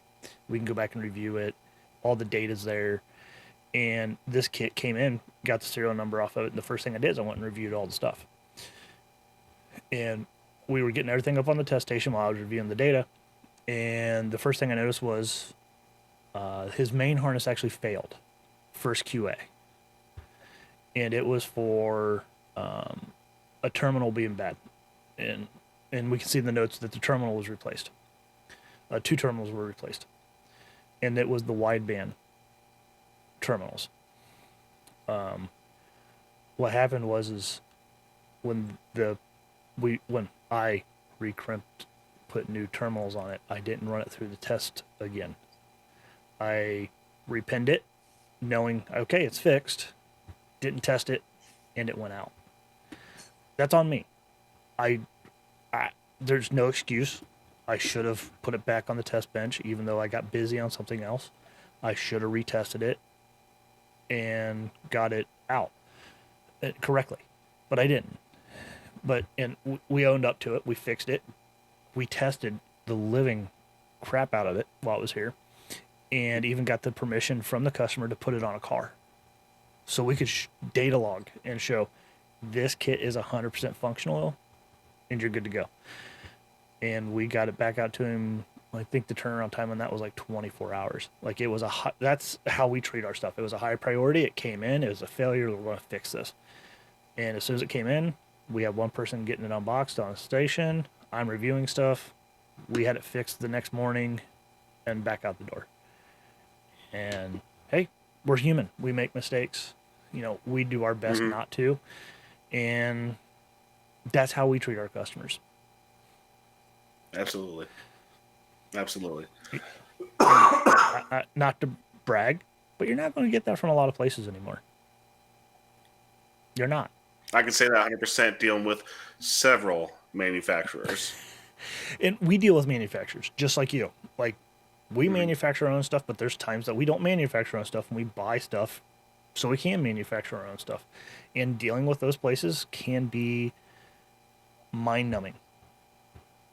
Like just the whole TFI thing alone. I am like 5 or 6 months into that. That's ridiculous. But I'm picky. And if people haven't realized that by now by our product, or you haven't realized it by the way we do stuff, I'm very picky and I want things. If I'm not going to put it on my own car, I'm never releasing it. Like it's never happening. Doesn't matter how good it is. It could be the next best thing. But if I don't like something about it, it could be aesthetic. Back to the drawing board until we fix it. Or I just never release it. Like, nope, we can't fix this. If we can't fix that one thing, shelve it. And it's sad to say that, but that's just the way I am. And this way I'll always be. Yeah. I do have to say, more recently, we've been on the same path. Like, since I've been trying to help come out with new products and stuff that I think fills a need. For example, the valve covers that we do and the fuel rails that we do. I've been more and more adamant about having that stuff done 100% correctly. Could I get away with having something that's maybe not 100% in spec? Maybe, Yeah. but it's possible it could cause issues down the road, and I just don't want to deal with that. So, for example, the fuel rails, they're extremely popular as of recently, and dealing with a full disclosure, kind of, I'll try to make this as short as Yeah, possible, you're but I fine. want to really explain this. Our fuel rails were made by a local guy. He bought extrusions from a company that bought miles of extrusions. They had so much on the shelf, so much in their stock that he would buy sticks of it at a time, have it cut into sections, and then he would machine them on a drill press. He doesn't own a CNC, manually doing each rail individually. Takes a lot of time, a lot of Hmm. effort, but you get a product that's 100% just down to the T within spec of what you want. The guy was very meticulous. He's a perfectionist as well. He also does our power pipes and stuff. But this year, some things happened with him, and I found out more about this recently because at first it caught me off guard that he essentially just said that, "Hey, I'm going to be done doing a lot of this stuff. Like, you need to start subletting this work out," and that caught me completely off guard. Well, he had some personal things go on that I found out about, and then I was more put at ease that he wasn't just shunning me or something. But Yeah. I had to go looking for manufacturers for this stuff, whether it be overseas or still in the United States. I prefer United States because then there's less lead time in between trying to figure stuff out. So I reached out to several companies to do these fuel rails. Now, people got to understand that these fuel rails, the reason why no one other companies done fuel rails like this is probably why they never existed before, because of the manufacturing that's required to make these work right. If someone can get them right and stuff, I'm sure they can be mass produced, but I think no one went through the trouble just because of the technicalities involved to make them 100% right. So we reached out to a couple companies. Some of them wanted way too much money per set, and I'm sorry, I'm not going to charge customers $500 a set of fuel rails. I'm just Yeah. not going to do it because all the other fuel rails on the market that people can make work, like Trick Flow or Aeromotive, the stuff that always runs into the distributor, always has issues. I just wasn't going to put up with that and charge someone triple the price because you can get those rails for like $200 a set or sometimes less. So I really wanted to try to keep the price down competitively with Hmm. the other manufacturers and also have them exactly right how we had them before. A lot of companies wanted more money or wanted us to buy a ridiculous quantity. We're talking like they wanted 1,000 pieces done. And I'm sorry, that's for a company that we're small. Now, if we were like a Summit or a Jags, we could probably make that work, right? We could store that inventory, but I don't have room on the shelf for 1,000 pieces. Finally, got with a company that said they'll narrow that down to 100 and still give us a decently competitive price. We did have to increase the price a little bit, and that's what reflects on our website now. But they've already sent me over a couple sample sets that I'm sorry, they're just not in spec right now. And this is a little bit insider baseball, but again, I'm not going to approve something for production unless it's 100% within spec. I Yep. could get away with it, probably. But if you guys ever experience an issue with those things or start developing fuel leaks, well, that could cost you your car. Something catches on fire, it's gone. And it's all because of a $350 set of fuel rails. I'm just not going to put up with that. So, um, yeah, it's been a trial for sure. A lot of Yeah. because I was expecting to have these things in stock already. This we thought that this was just going to go smoothly, but it hasn't so far. That's not to say that they won't make it right, but we've given them chances and stuff, and they, you know, to their credit, they've worked out some CNC and gotten us some sets that are close. But again, they have to be like how my guy did it, where he got all the angles just right. He got all the edges not sharp. He got everything just perfect. Yep. But you would think that with modern manufacturing, be able to get that done. Well, now I can see why these were never mass produced to begin with because of how intricate they can be.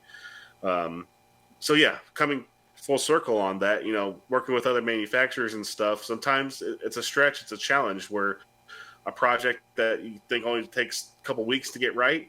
We are literally, I think that was May or June, that I sent an email out to customers saying, "Hey, we finally got light at the end of the tunnel." Well, all of a sudden that light's gotten way smaller. And I'm sorry, it's just like it's the God's honest truth. And so yeah, we're still waiting on getting that done, but it's got to be right for people. I'm not going to be a guy that sends you something that's 90% right and hope, fingers crossed, that it works out great for you. I'm not going to do that to people. So about being picky on your end, I've gotten that way, and also with our valve covers, we figured out that some people were having issues if they ran certain cylinder heads that would run into the back of AC compressors.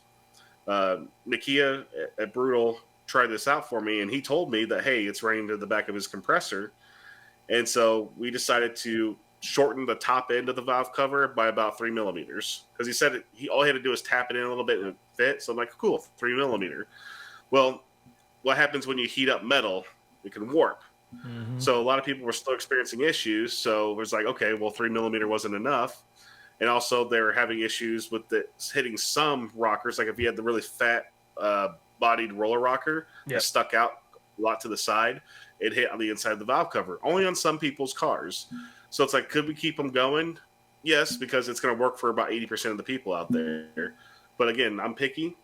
I'm getting more picky because I want it to work for more of my customers. So this next round, the reason why we haven't had them in stock for a while is because we scrapped that original jig that we had.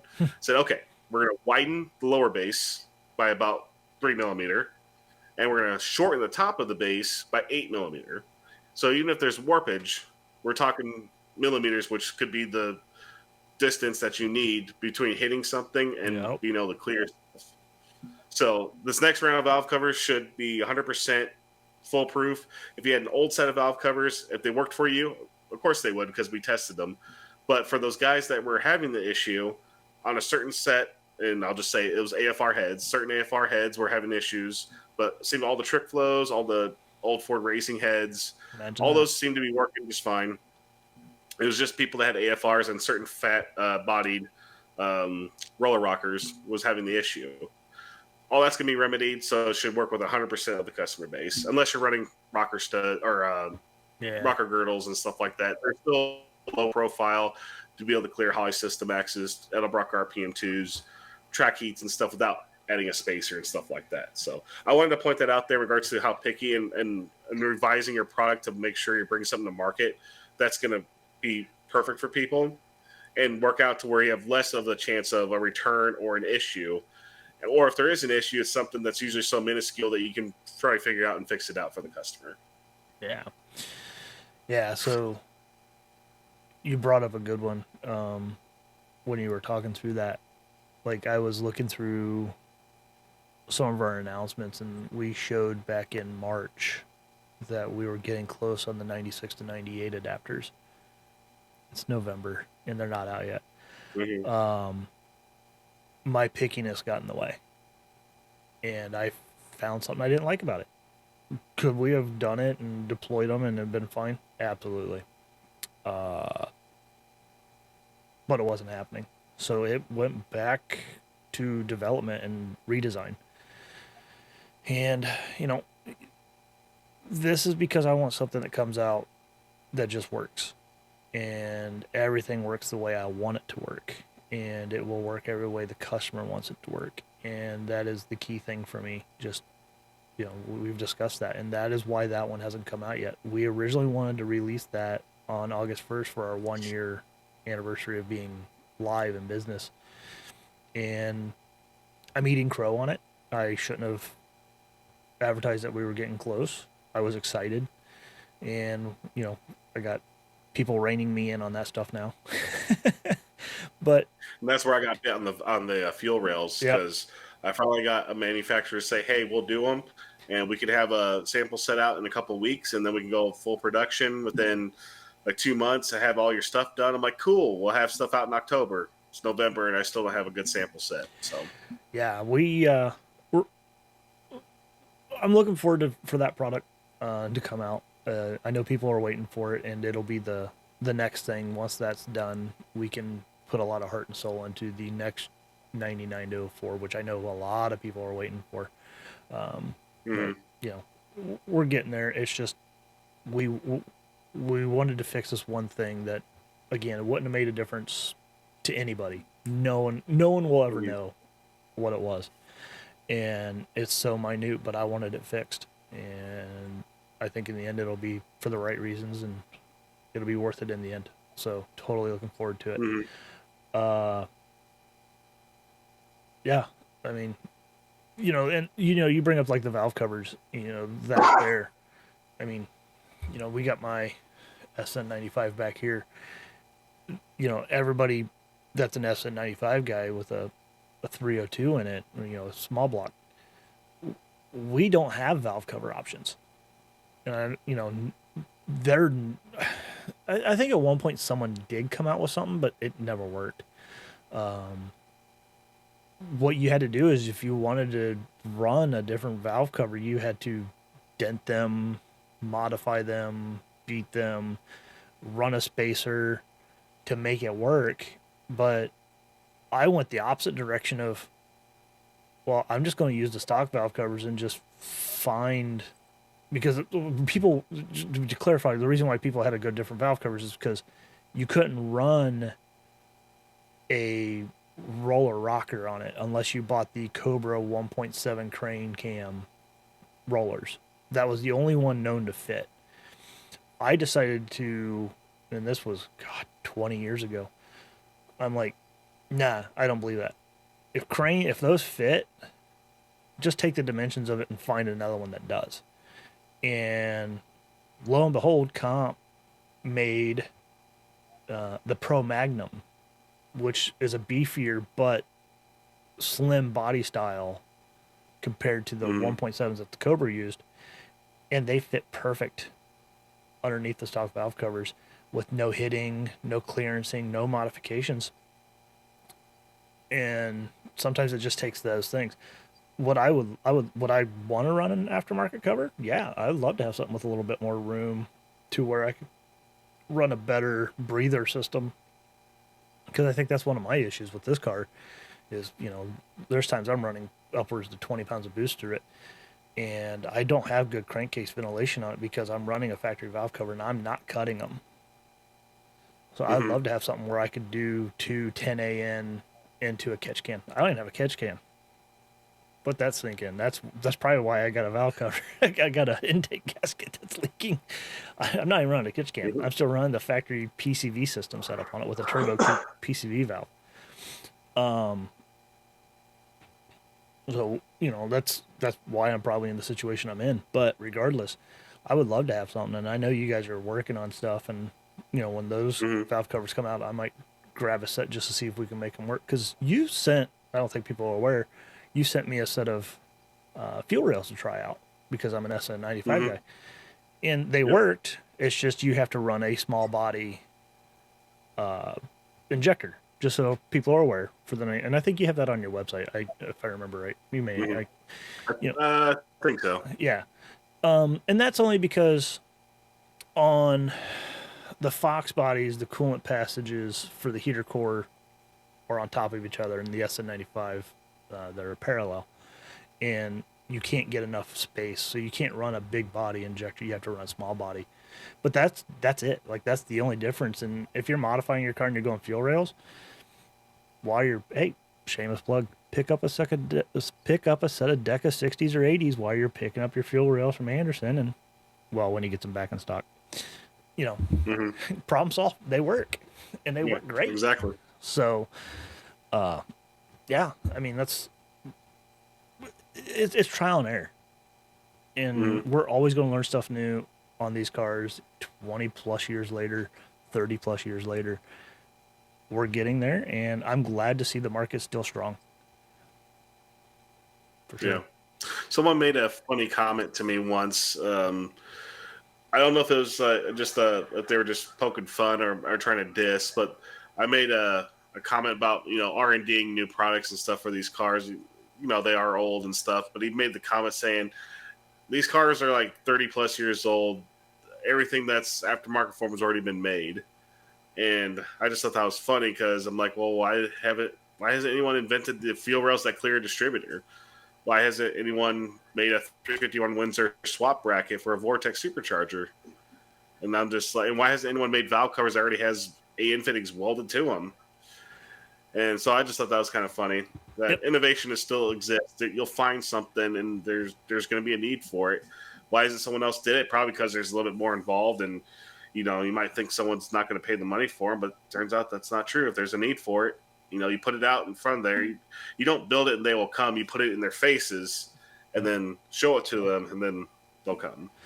Well, and and some of the stuff, like that comment is, I get that comment at the same time. Like you would think at this point, Mm-hmm. a lot of stuff has been created, and no, I mean, if that was true, I wouldn't be making plug and play adapters. Right. Even though, yeah, I did that 20 years ago. Regardless, I just never Mm-hmm. marketed it. But some things I think came out too early, before Mm. things got big. A good example is fuel rails. And this isn't a pick on you. Behind bars racing, and this is more for the SN group, not the Fox guys. Behind bars racing back in the day made a fuel rail that fit the distributor perfectly. And what it did is when it came out the front, it came out at a 45. So it came out Yeah. straight and it had the 45 built in, which then you just did your loop around, right? I had a set of those for years, loved them.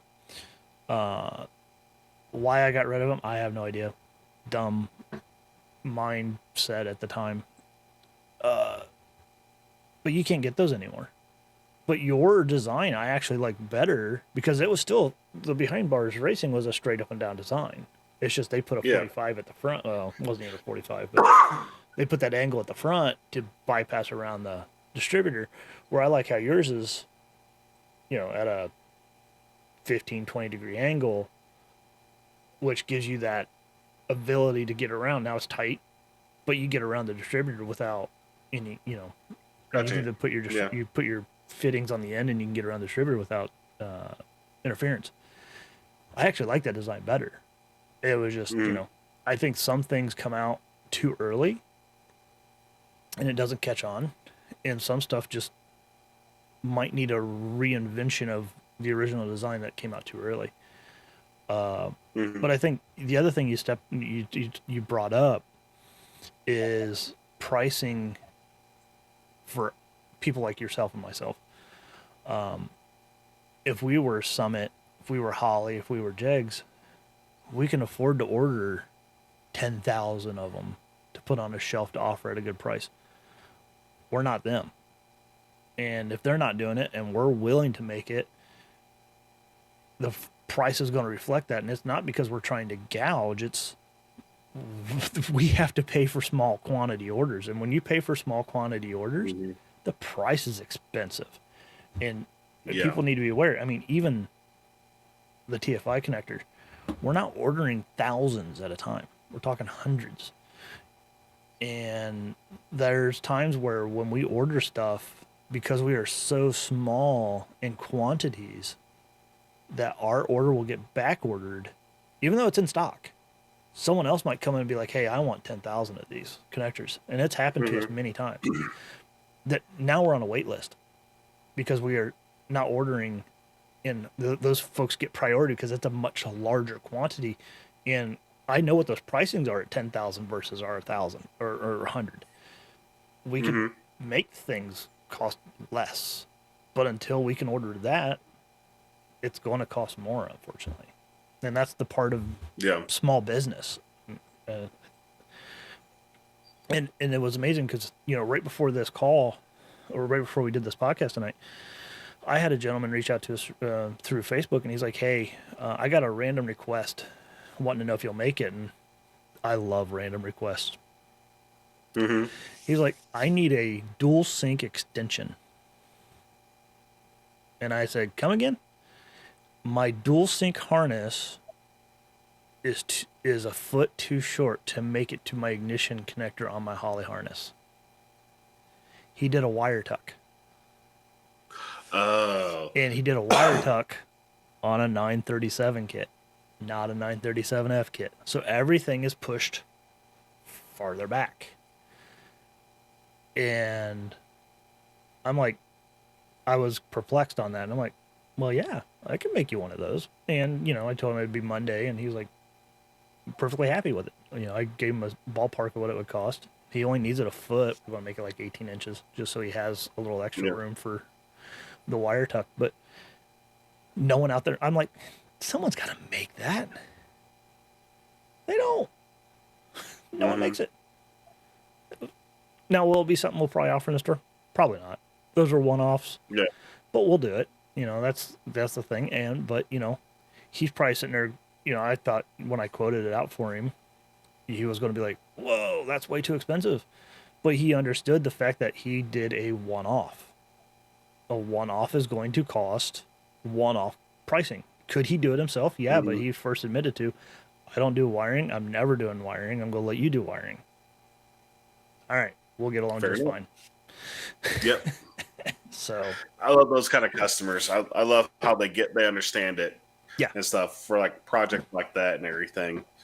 Yeah, I'm glad you brought up that point in regards to quantities and pricing, and also you mentioned it briefly, but I think it's smart to go into being a distributor slash manufacturer and reseller is being put on back orders and wait lists and stuff for product, even if it's to make product or just the stock product. For me, it's a little different because yeah. since I am a retailer for not just MF Customs products or even Anderson products, I stock other stuff. I stock stuff from Vortec. I stock stuff from TrickFlow. I stock stuff from Holley, obviously. All kinds of other manufacturers and stuff. A lot of the stuff you see that like makes our kits up, like top end kits and stuff. That's a bunch of different components. You're talking Mm-hmm. gasket kits, push rods, rocker arms. Harlan Sharp makes rocker arms for us and stuff. So there's a lot of components from a lot of different people. So a lot of it makes up the kit, right? And there might be a thing where, hey, I got cylinder heads in stock, cool, but I have no intake manifolds. And the back order could be months. Yep. Or, hey, I got camshafts finally, but I got no cylinder heads. Or, hey, I got this, but I'm missing push rods, or yada, yada, yada. You get the point, right? Mm-hmm. So, being that we know I'm not stocking hundreds of cylinder heads at a time, if sales are good and stuff, maybe I'll stock a little more. But sometimes when you're a small shop and you're ordering a set of 10 versus a set of 100, maybe some other retailer is, yeah, you may not be priority, Yep. and that's not our fault. That's that we can't beg the manufacturer to send us stuff before a big order. But if they do things differently, we have no control over that. And sometimes that's the case. It's unfortunate with like the way the market is and stuff. Some stuff will be readily available. Oh, good example. Edelbrock RPM2 intake manifolds. Yep. Back order for 2 years. I finally got my silver ones in from a over 2 year back order. And I was super excited because I'm like, holy crap, maybe I'm going to be one of the few that has some actual in stock. Well, then I saw that LMR got some in, Summit's got a bunch in and stuff. So I'm like, okay, yeah, so they must have just finally just did a huge run Drop. through their foundry. Yeah. And so, of course, once they go out of stock again, they'll probably be out of stock for another year or so. Yep. Who knows? But the black ones are still on back order, by the way. But Okay. yeah, I actually have those. It's just funny that like all of a sudden, oh yeah, there's this huge drop of Edelbrock RPM2 intake manifolds, which is a great intake manifold, by the way. Oh yeah. So anyone that wants one, that's I mean, we've even put it like in some of our top end kits for like because it's a true good intake manifold. But anyway, Yeah. yeah, so things like that. That's just kind of weird. Like we've had like R series trick flow manifolds on order for year and a half. Yeah. And I randomly got two in last year, but they sold like within a week. And then, of course, talked to TrickFlow saying, "Hey, I finally got some back order ones in. Can I go ahead and order like another 6 to have on the shelf?" They said, "Well, we're not taking any more orders right now, but we are going to bring them back at some point." It's like, oh, okay. But I wouldn't be surprised if all of a sudden you saw them in stock at Summit or Jegs, and they have more than 10 available, and then I have to go in and order some when they actually have them available. So it's kind of funny, that dynamic when you're a smaller shop Yep. and you're not allowed to order stuff, or it's not available, but all of a sudden it becomes available for other shops. It's kind of funny how that works sometimes. Well, and the other thing you didn't touch on is people don't realize that when you have products sitting on the shelf, it's actually costing you money for it to sit there, especially That's after right. your physical year ends. So you also have to Yep. play the game of, do I order 10 or do I order 100? Am I going to be able to move the 100 or am I able to move the 10? Because, at the end of That's the the year, and tricky if you have game. 100 of them on the shelf, that hurts. And people don't Hmm. realize that, especially when it comes to taxes. And I don't know all that stuff either. I pay people for that. But Yeah. it Yeah, we have hurts. an inventory guy. Yeah, we have a company that comes in, does inventory once a year, and yeah, and we're in a weird spot right now because last year everything was on back order. I had no Hmm. cams, I had no cylinder heads, I had no intakes, I had no Hollies. They'd come in sporadically, Yep. but now I actually have product. I have Hollies on the shelf. I have superchargers. I have heads. I have Holly intakes, Edelbrock intakes. I have a good amount of cams in. More coming. We finally got that situation finally straightened out a little bit. So yeah, coming into the end of the year, I actually have a lot of inventory and hoping to move it. Yeah. It's But it's a fun one. It's a balancing act that's not easy, it, especially in this it's one you market. can't really predict. Yeah. It's one you cannot predict. It's really weird. Well, and I'm There's not going to give out trends, but I'm there's not going to give out full numbers, but Donnie, you originally go, we're going to do X amount of Gen 2 kits a month. Yeah, you've destroyed that every month. And that's fine. yeah. I'm not trying to They're moving play the great. conservative game, right? Yeah. Yeah, Yeah, and that's great. We're fine with that. It was funny. But that's the yeah, name of the game too. It's trying to predict what the market will do in this economy and in the way things are right now. You can't. And if anybody out yeah. there says, "Oh, I can absolutely do it," show us because no one else can do it, and it's Yeah, been with the back order impossible. situation, it just throws another ring in the on the whole thing that's so hard to predict Yep. and stuff like that. So So yeah, it's really strange. so what's it been like? And we're going to go back a little bit to Holley here. What's it been like for you for ECUs? Because Holley's always their kits are always out of stock. What's it like for you when Hmm. you're trying to order ECUs or parts? Like, is it been give people kind of like a little background idea what that's like for you? Sure. Sure. So more background: the company made a decision uh, right before Holly discontinued the 937F kit. We, as a company, Anderson Ford Motorsport, made a decision that hey, we want to keep at least this much supply on the shelf. Before, when it was still readily available, you could still get them relatively quickly. We decided we are going to keep like one or two on the shelf, so that way we had small inventory to like a customer bought one, we can get it out to them, and then we'll just buy another one to replace on the shelf. Well, then they got so popular that there would be a backlog. We decided to buy a year's supply. We spent the money. Mm-hmm.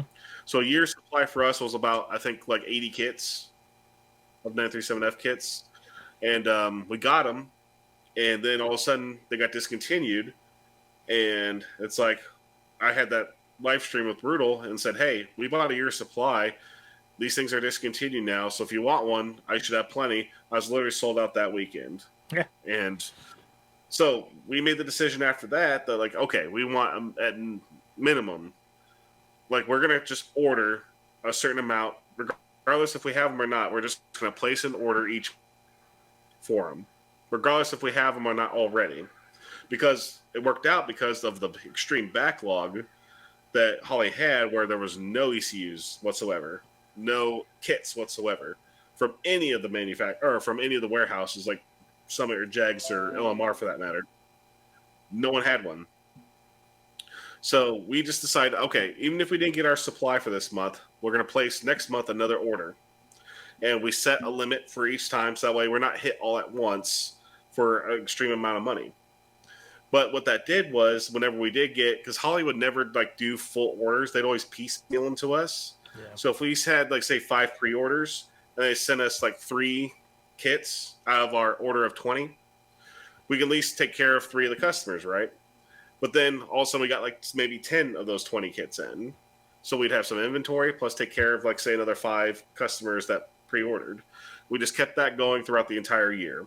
So that's what led us to having Gen 2 inventory up to this point. I actually have it on the shelf when Holly's still out of stock. And then right now, I think they resupplied Summit with their 937 kits. and stuff, and a lot of their Holley stuff is available right now. And you can see that everyone's got it in stock right now. But what we've done is kept a steady stream and invested that money, just knowing that we're going to spend that money. We had a plan, essentially, is what I'm coming down with, Yep. with regards to how we figured it out. We just had a plan. We're going to spend this much money. We're allocating this much of the company's money to buy this product because it's still a good seller. Now, the nice thing is, if sales do slow down, we can still revisit that plan and say, okay, maybe we don't place this next month's order of this many kits. So we just made a plan and then we stuck to it for this whole year. Good. I mean, I think people just need to hear how that process kind of works, right? Because you're not like a Summit who's probably ordering 100 of those a month. I don't know what Summit orders, but Not even close. Yeah, we're not either, right? Like a lot of the stuff we do, a lot of the stuff components we order to build our stuff. I I get to see a little bit of insight because we go in and we have to do request quotes and do bids to get the stuff, and we get to see other people's when they do their bids too. Mm-hmm. They show up, and you can watch the inventory disappear. You don't know who's doing it. I can kind of guess by the numbers anymore, but I go in there and I throw my bid in. It's just a little bitty bid, feels big, and then all of a sudden somebody comes in and I'm ordering 1,000 resistors. Someone will come in and they'll put an order in for 1 million of them, and I'm like, well, there goes my order for a while. Like there's nothing I can do about it. And it's always funny too, because they'll come back to me and go, okay, hey, someone else has come in with this bid. They need this many. We can still get you in, but you're going to have to change your minimum quantity to 500,000. I'm like, I'll wait for the next round. I can't compete with that. And it's just funny to see that stuff. And that's the electronics to market anymore. And it's getting better. If people have noticed, we've been able to keep our stuff in stock longer. We used to go through phases where our stuff would go out of stock pretty quick. It was just we're now able to finally get the processes down and all that to keep things in stock at a good pace, which is great. And and it also has helped now that it's been over a year that we're constantly ordering given amounts that places go, oh, okay, he's no longer just that person who's going to order it and we'll probably never see him again. We know he's coming in every month, and you get a track record. Yes, exactly. It helps, and that's where being a new business, you got to kind of give those companies leeway. Which, our customers have been awesome. I cannot speak bad about any of them. Every one of them has been amazing, because they understood it. Like, hey, you came out in COVID, which is insane. You can't buy any parts. You're nuts for doing this. But bravo. You're producing a product. You're doing this. You're getting there.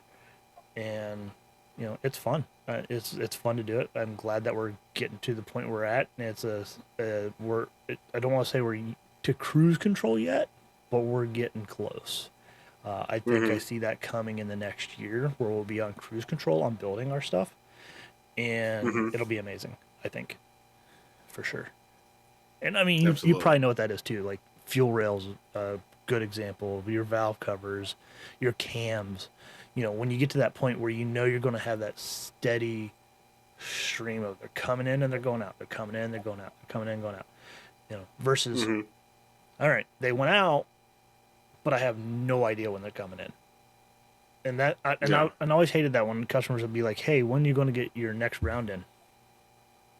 Well, some dude just ordered 1 million of the parts I need, so I can't. I wish I could get better timelines.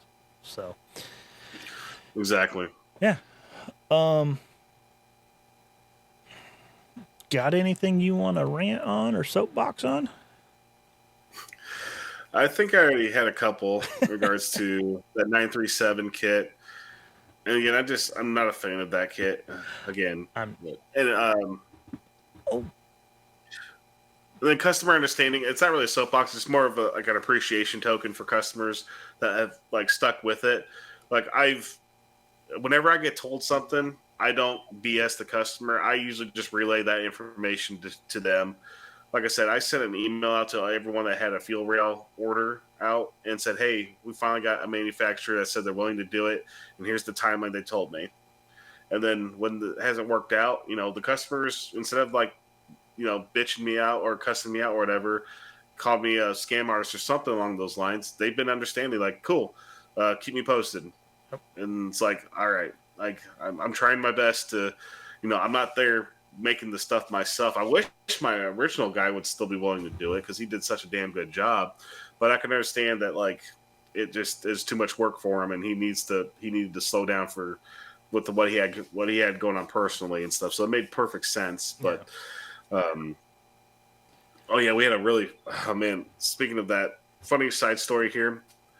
Kind of funny, just ironic, I guess. So, Danny, are you familiar with the 106C power pipe, the power bypass system?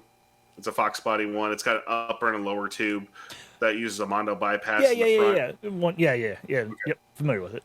So, so I had a good supply of those, and then I ran out. They're a very intricate pipe to make because of the bends and then the 2-inch tubing that gets welded on a non-flat surface. Mm-hmm. So just a lot involved. My guy made me some, and they come with all of our TI trim and YSI kits for Fox bodies. So it's a given. As soon as you buy that, it comes with it. He made me a set, and this is when stuff was starting to go on for him, and this kind of just I think triggered him. But so I sent the pipes he got off to coating. He made me some to fulfill the orders I needed to make. During shipping back, now granted, this is mild steel stuff. Mm-hmm. When they got shipped back is when I was gone on vacation. They got delivered. I don't know what the hell happened, but they got crushed by something. No. They got dented so bad, and they actually wore through the ceramic coating. It looks like they got dropped off somewhere, got ran over, and then got drug for like a quarter mile. I don't know how it happened. So I'm looking at all this stuff, and there wasn't one pipe in there that I could save. Maybe some, but it'd be like, hey, like, yeah, it's going to have some blemishes on it because it's got deep scratches. Can't really sand that out. I can grind it, but then you're going to have a little, like, wavy divot in it. Just a complete clusterfuck, right? And so I reached out to everybody and said, hey, guess what? Sorry, gang. My pipes got freaking destroyed. And now I know you're all waiting. You bought this supercharger kit. It cost you $5-6 grand. And I can't get you pipes right now. I already told my guy, and I sent him a message saying, hey, I need to get more material to you to make these as soon as possible. And that's when, like, he just said, hey, I don't want to do this anymore. Because, one, that's a pipe that's just so freaking hard to do. It takes a lot of work, a lot of effort. And I think he was just tired of it because he just literally got a set done for me. And now I'm telling him, hey, I need more of these ASAP. And, like, I figured a bunch of customers would cancel their orders and stuff like that because of what happened. Because it takes so long. And then I was trying to reach out to other guys, like welders and stuff, to be like, hey, I need to have these pipes made. They'd look at them and say, no, thanks, I'm not interested. And then I found a guy that said they'd do it off in Atlanta, and he made me a sample. I just wasted probably $100 of material and probably 3 hours of time.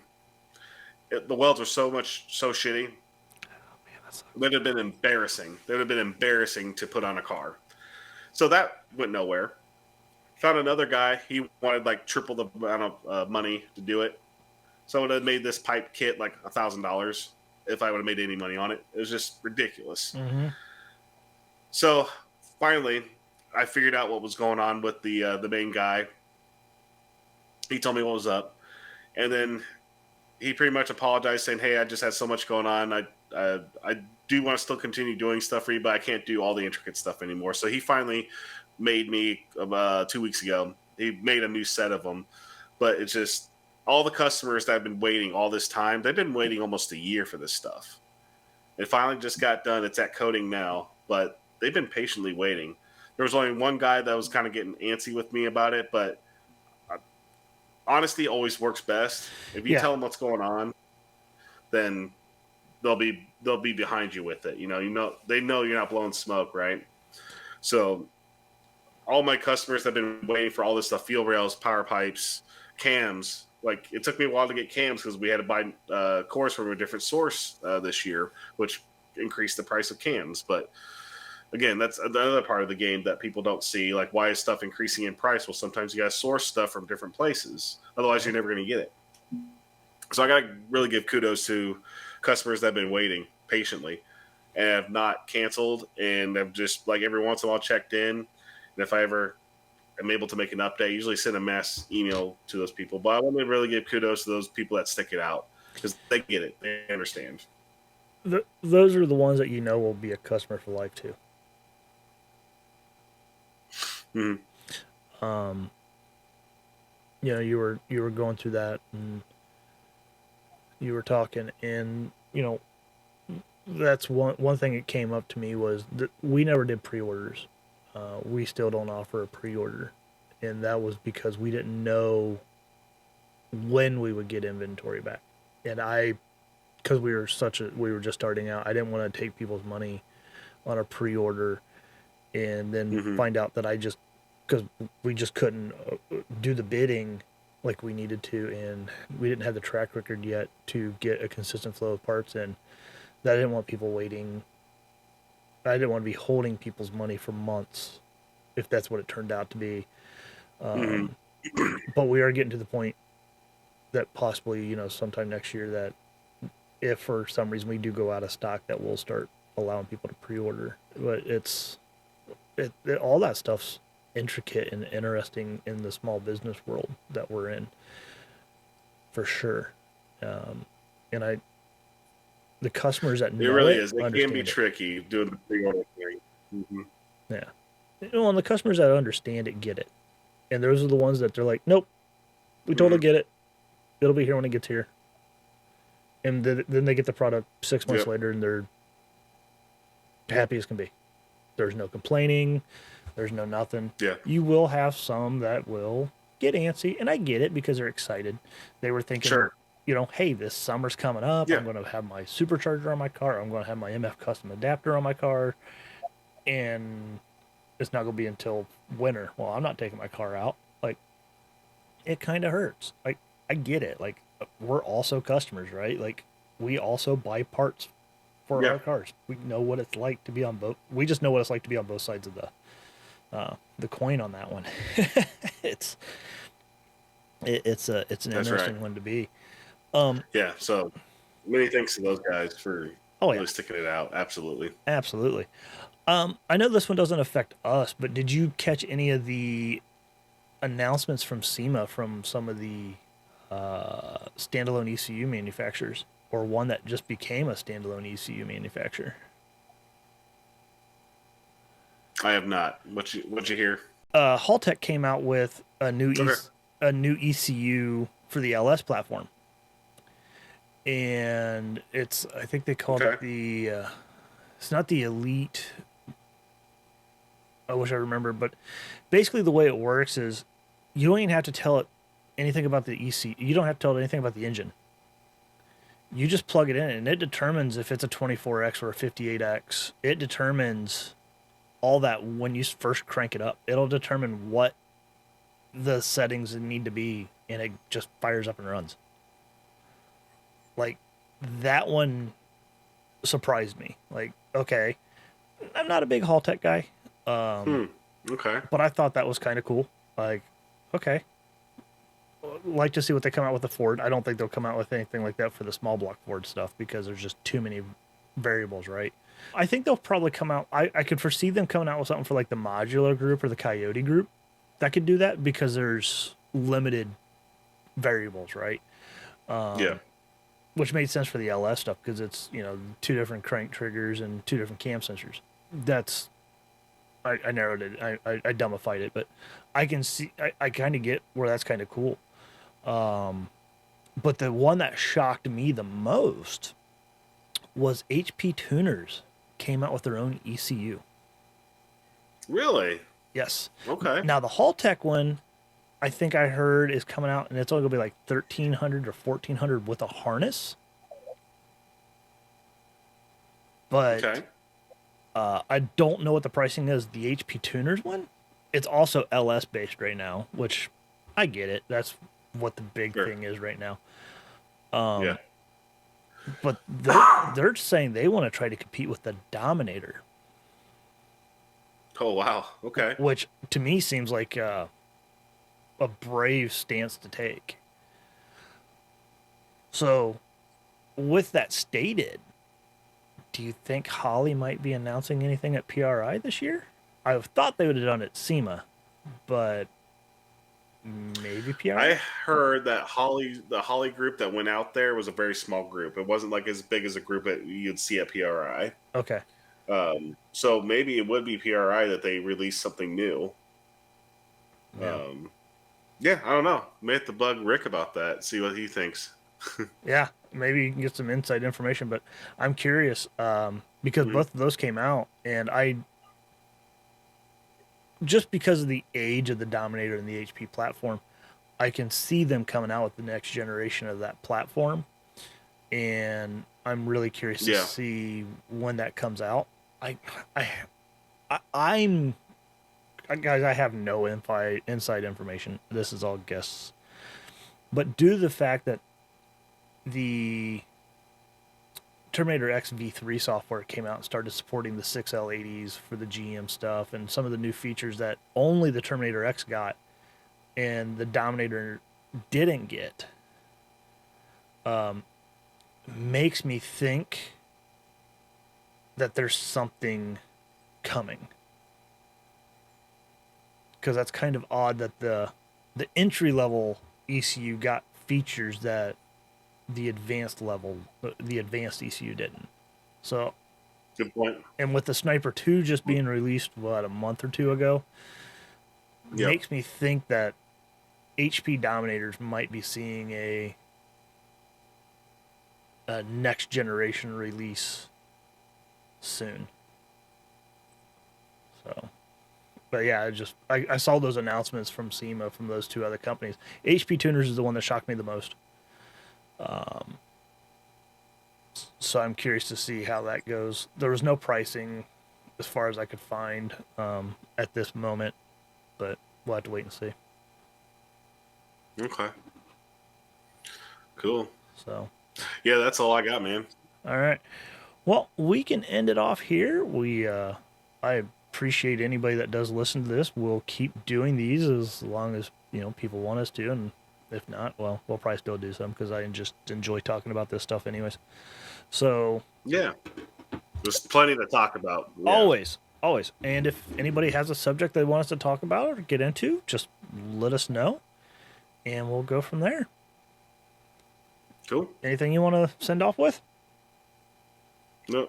Again, I appreciate the customers and stuff like that have been willing to wait, and also the people that are willing to purchase the more expensive product from us. But again, you get our support in return, so that's part of the value that you get. So again, Danny, good to talk to you and everything about this subject, and I'm looking Yeah. forward to talking about many more in the future. As always, man, it's been great. Thanks, everybody. Cool. Have a good night, man.